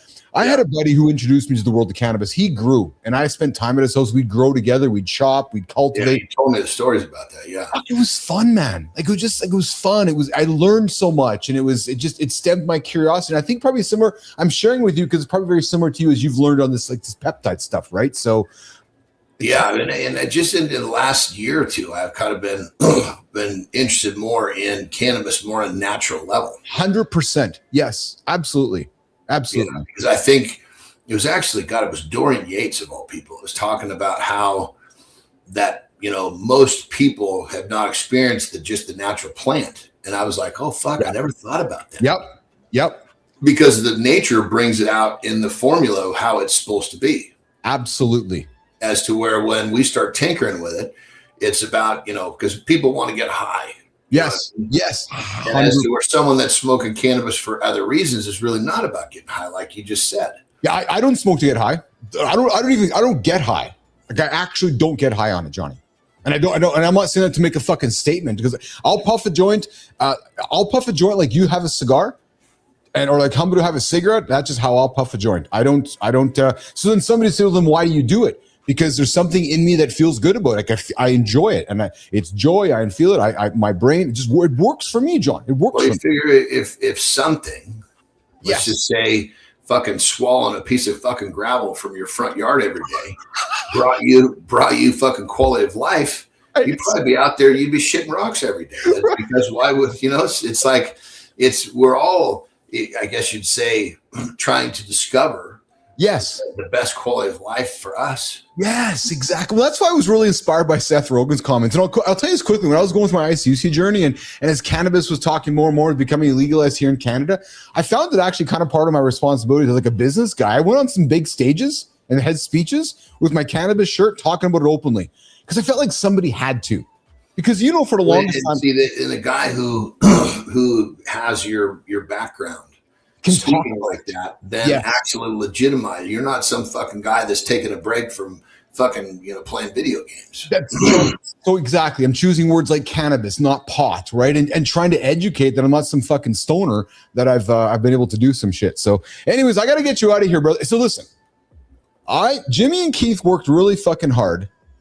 I think I found something. Well, listen, Jimmy, let's run the clip. I think we found an original video of John wrestling in the Ring Nation. Yeah. Jimmy, let's run the clip, brother.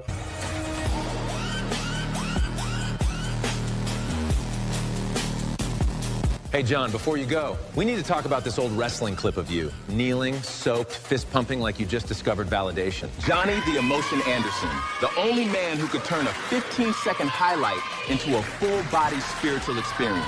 That's the moment you realized it. The crowd chanting your name is better than sex, better than money, better than whatever weird supplement you're pitching this week. And the look on your face says, yes, worship me like a humble king, a sweaty, delusional king. I can hear you backstage after. Guys, don't worry, I stayed calm. Meanwhile, you're shaking like a chihuahua on pre-workout. Hey, Jon, we know that's not you in the clip, but if you ever do that exact kneel and fist pump thing on this show, we're looping it forever and changing your name to Chanty McChantface.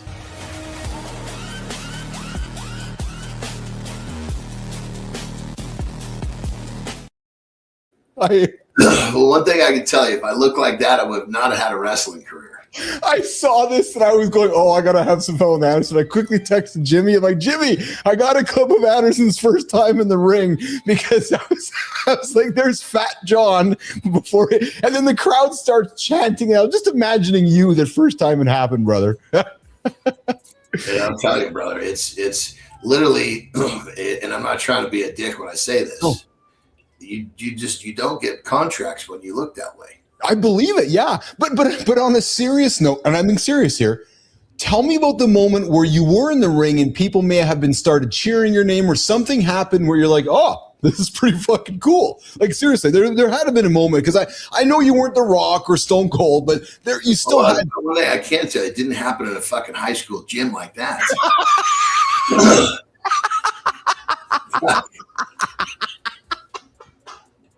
It happened at the Japanese Alamo Dome or whatever it was, eh? Yeah, Jesus Christ! It's you know, when you can when the chants are coming hard, like, you know, from, you know, tens of thousands of people. Yeah, you're not able to make out the sounds of a little girl in that. Hey, I love that walking. I love that you were walking out to your car. You had Preston following you with your umbrella there. That was Jimmy. I thought maybe Preston might have been in the seat next to John, holding the umbrella while the convertible was driving down the road. So that's funny, man. Dude, what a fun show here today, man. It was a lot of fun, a lot of energy. I'm fucking loving the conversations about this, man. We're gonna keep it going, man. It's fun. There's themes, eh? There's themes. There's clearly themes right now with us, and not. It's peptides. It's longevity. It's cannabis. It's AI. It's us, and I love it. I'm fucking loving it, brother. Have a great day, man. Have a great fucking day. I'm gonna have a good day today. I'm feeling good. That's it, baby, and it's only gonna keep getting better. Only gonna keep getting better. Johnny Anderson, my brother from another lover. My brother from another lover. My brother from another mother. Keep that tongue straight, you fucking weirdo. Take care, pal. We'll see you later. Have a good loop, my brother. Have a good loop, my brother. Johnny's out of here, nation. My bladder's dancing. Jimmy, how many seconds do I got before I come back and talk about courage? 63. I'll see you guys in 63 seconds. Dwayne, I'll race you. You want to have a pee fight? Let's go. We keep waiting for courage to sound like a speech. It won't. It shows up in small, public choices we'd rather postpone. We confuse confidence with volume. Volume is cheap. Confidence is visible consistency when we're tired, tempted, and still doing what we said. We hide behind the edited version of ourselves. We call it being smart. Most of the time, it's fear trying to look professional. That fear has a price. It leaks into our marriage, our health, our money, and our kids watching. They trust what they can witness. Here's the distinction. Branding is what we claim. Courage is what we do on the calendar, in the body, and in the room. So we make it measurable. One promise, one action today that another person could confirm without asking. That's how integrity becomes real. And we stop performing our principles. We tell the truth sooner, apologize sooner, and choose the hard conversation before the silence turns into distance. Keith's about to break it down. We're not chasing loud moments. We're choosing visible evidence in real time. Morning begins here.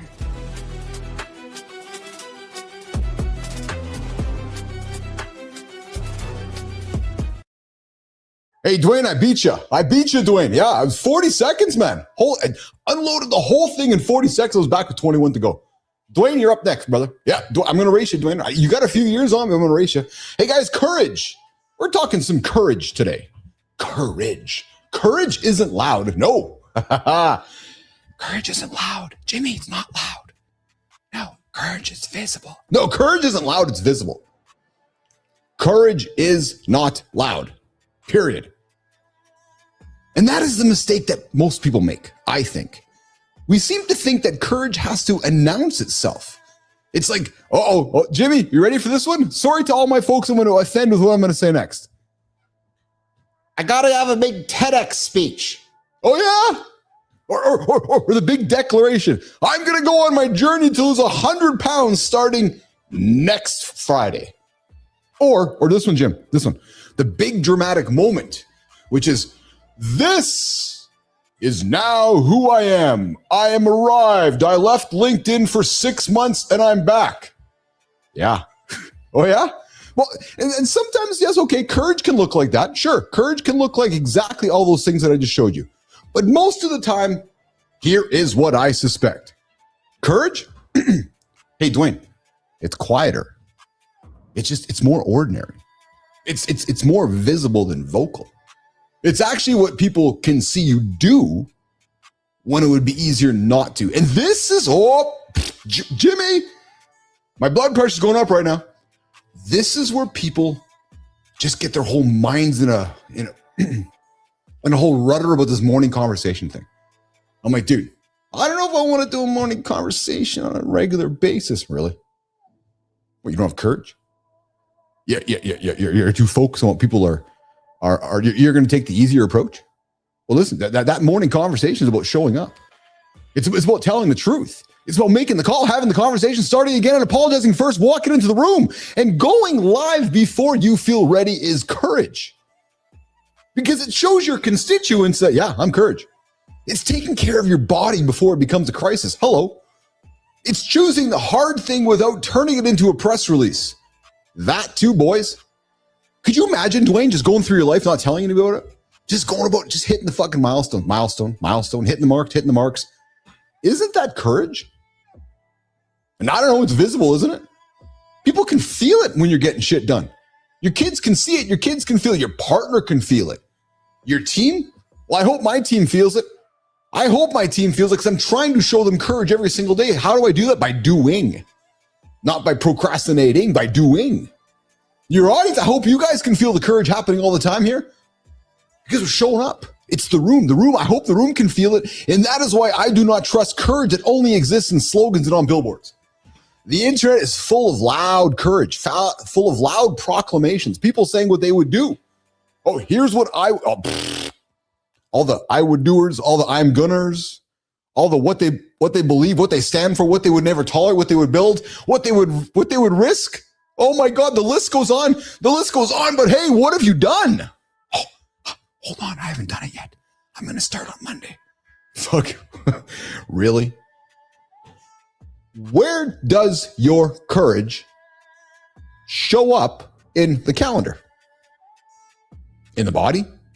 In the work? In the relationship? In the room?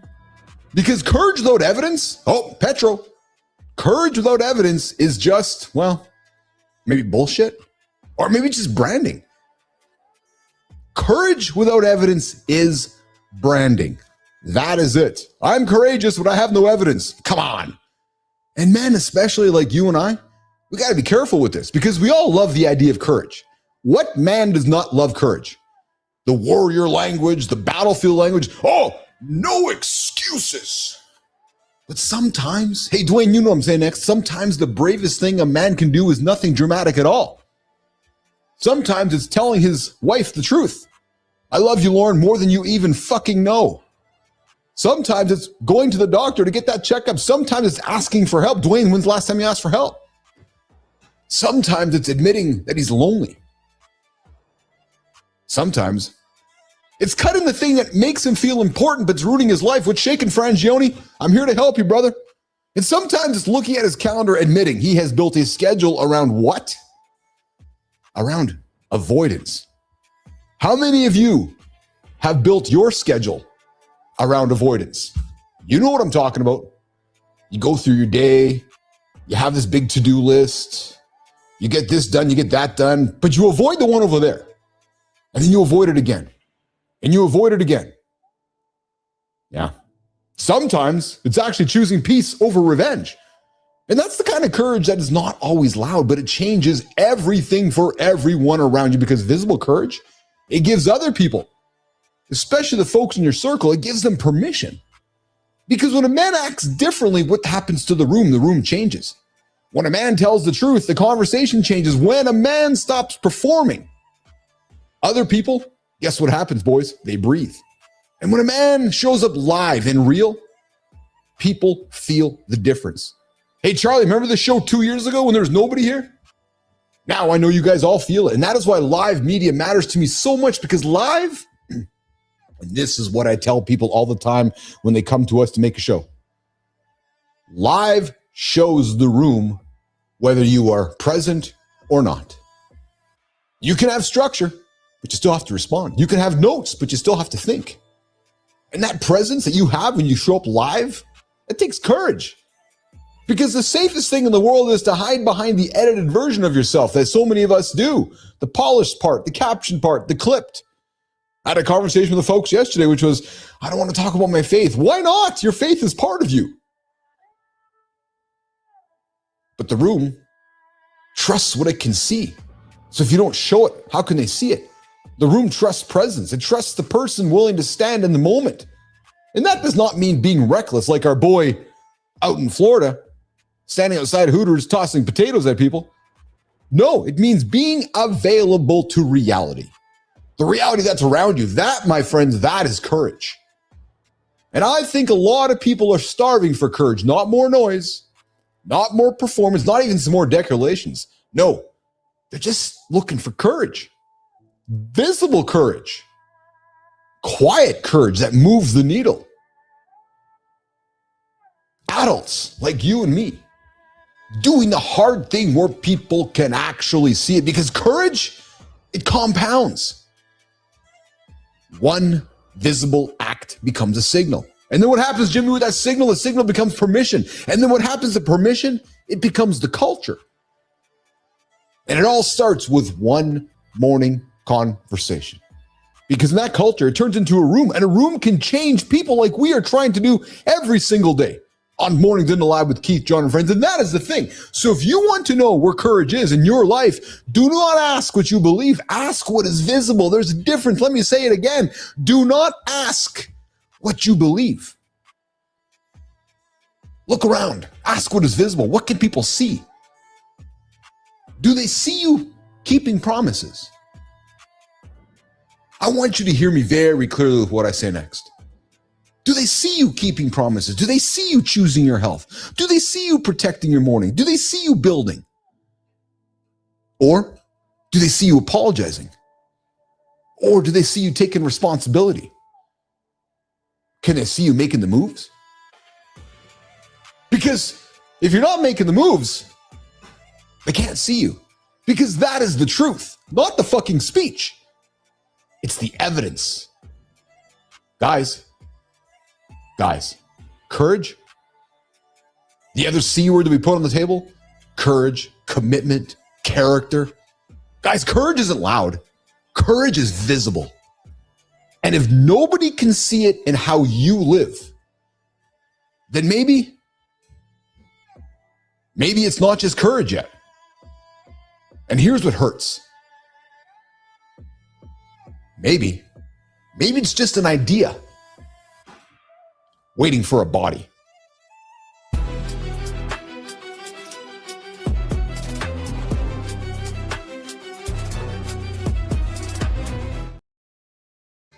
JR McCullough, always joining us in the community. I'm a big fan of you, JR. Thanks for hanging out with us, brother. The frog revolution is here. All hail the master frog. Yes, sirree, my friend. You're either an asset or a liability. And courage is a funny word, man.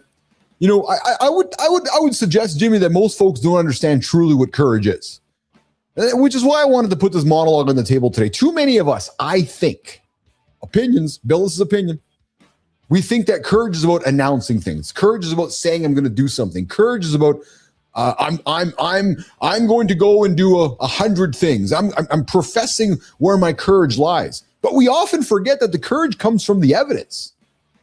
The courage showing you that, yeah, I fucking did that. Wow, that took courage to do that. Yeah, I did. And we get confused. So guys, I really invite you today, look in your own mirror and ask yourself this question. What are people seeing in you? Are they seeing you keeping promises? Are they seeing you choosing your health?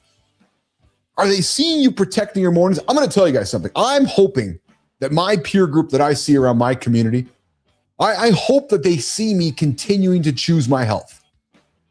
And I hope as a result that they may make some of those same decisions. And I hope you guys make some of those same decisions. I hope that, pick an example. I hope something I say or Johnny says makes Whitaker go, I got to think about that. I hope something I say or do says to Petro, I'm going to go do a couple extra lifts today. And that's the thing, guys. Courage is about keeping promises to show others. It's about building a body of evidence to show somebody what you did instead of what you said you're going to do. So if you take something out of the show today, guys, take that with you today. Courage is not allowed, especially as we aging men. It's not a loud thing, guys. It's visible. Somebody looking at you is going to see your courage in the way that you show up. All right, guys, what a great show here today. Holy smokeronies. Yeah, there's the word smokeronies this morning. Thanks to Jimmy and Kai on the buttons. Yep. Thanks to my bladder for cooperating for the first 90 minutes. Jimmy, I didn't think I was going to make it. I did not think I was going to make it. I was like, oh, man, this is going to be a hard one to get through. Yeah, because I crushed my water. My water was good here. Hey, Jim, before we go, should we throw some life hacker on here? Hey, do you guys got a plastic? If you guys ever lost your keys, before we get out of here, we should throw something to them, Jimmy. If you've lost your keys, and here's the thing. You lose your keys, you got a plastic bag. I got a hack for you, man. Check it out on the screen here. This is kind of ridiculous how fucking super and simple it is. But so I'm wondering how many people walk around, muddy parking lots where they lose their keys. And you know, the funny thing is, Jimmy, is I wondered who actually thought about this. Like, hey, I got to create some content today. Hey, I'm going to go lose my keys in the water and go find it. So check this out, man. The guy loses his key in the water. He puts a plastic bag in there and he mysteriously goes and finds the key. Yeah. I wonder how that would work, Jimmy, if you're going to find like fish. Maybe that's a new way to fish for folks. Just fucking go and take a bag into the water and just go find some fish and pull them out. Yeah. All right, guys, that was the show today. Thursday, June 25th, 2026. This is show 3, not 3,000, not kind of 3,000, season 3, episode 77.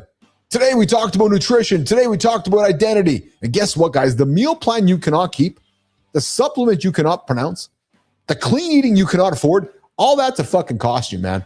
The man underneath the costume already knows what to do like you do. You absolutely do.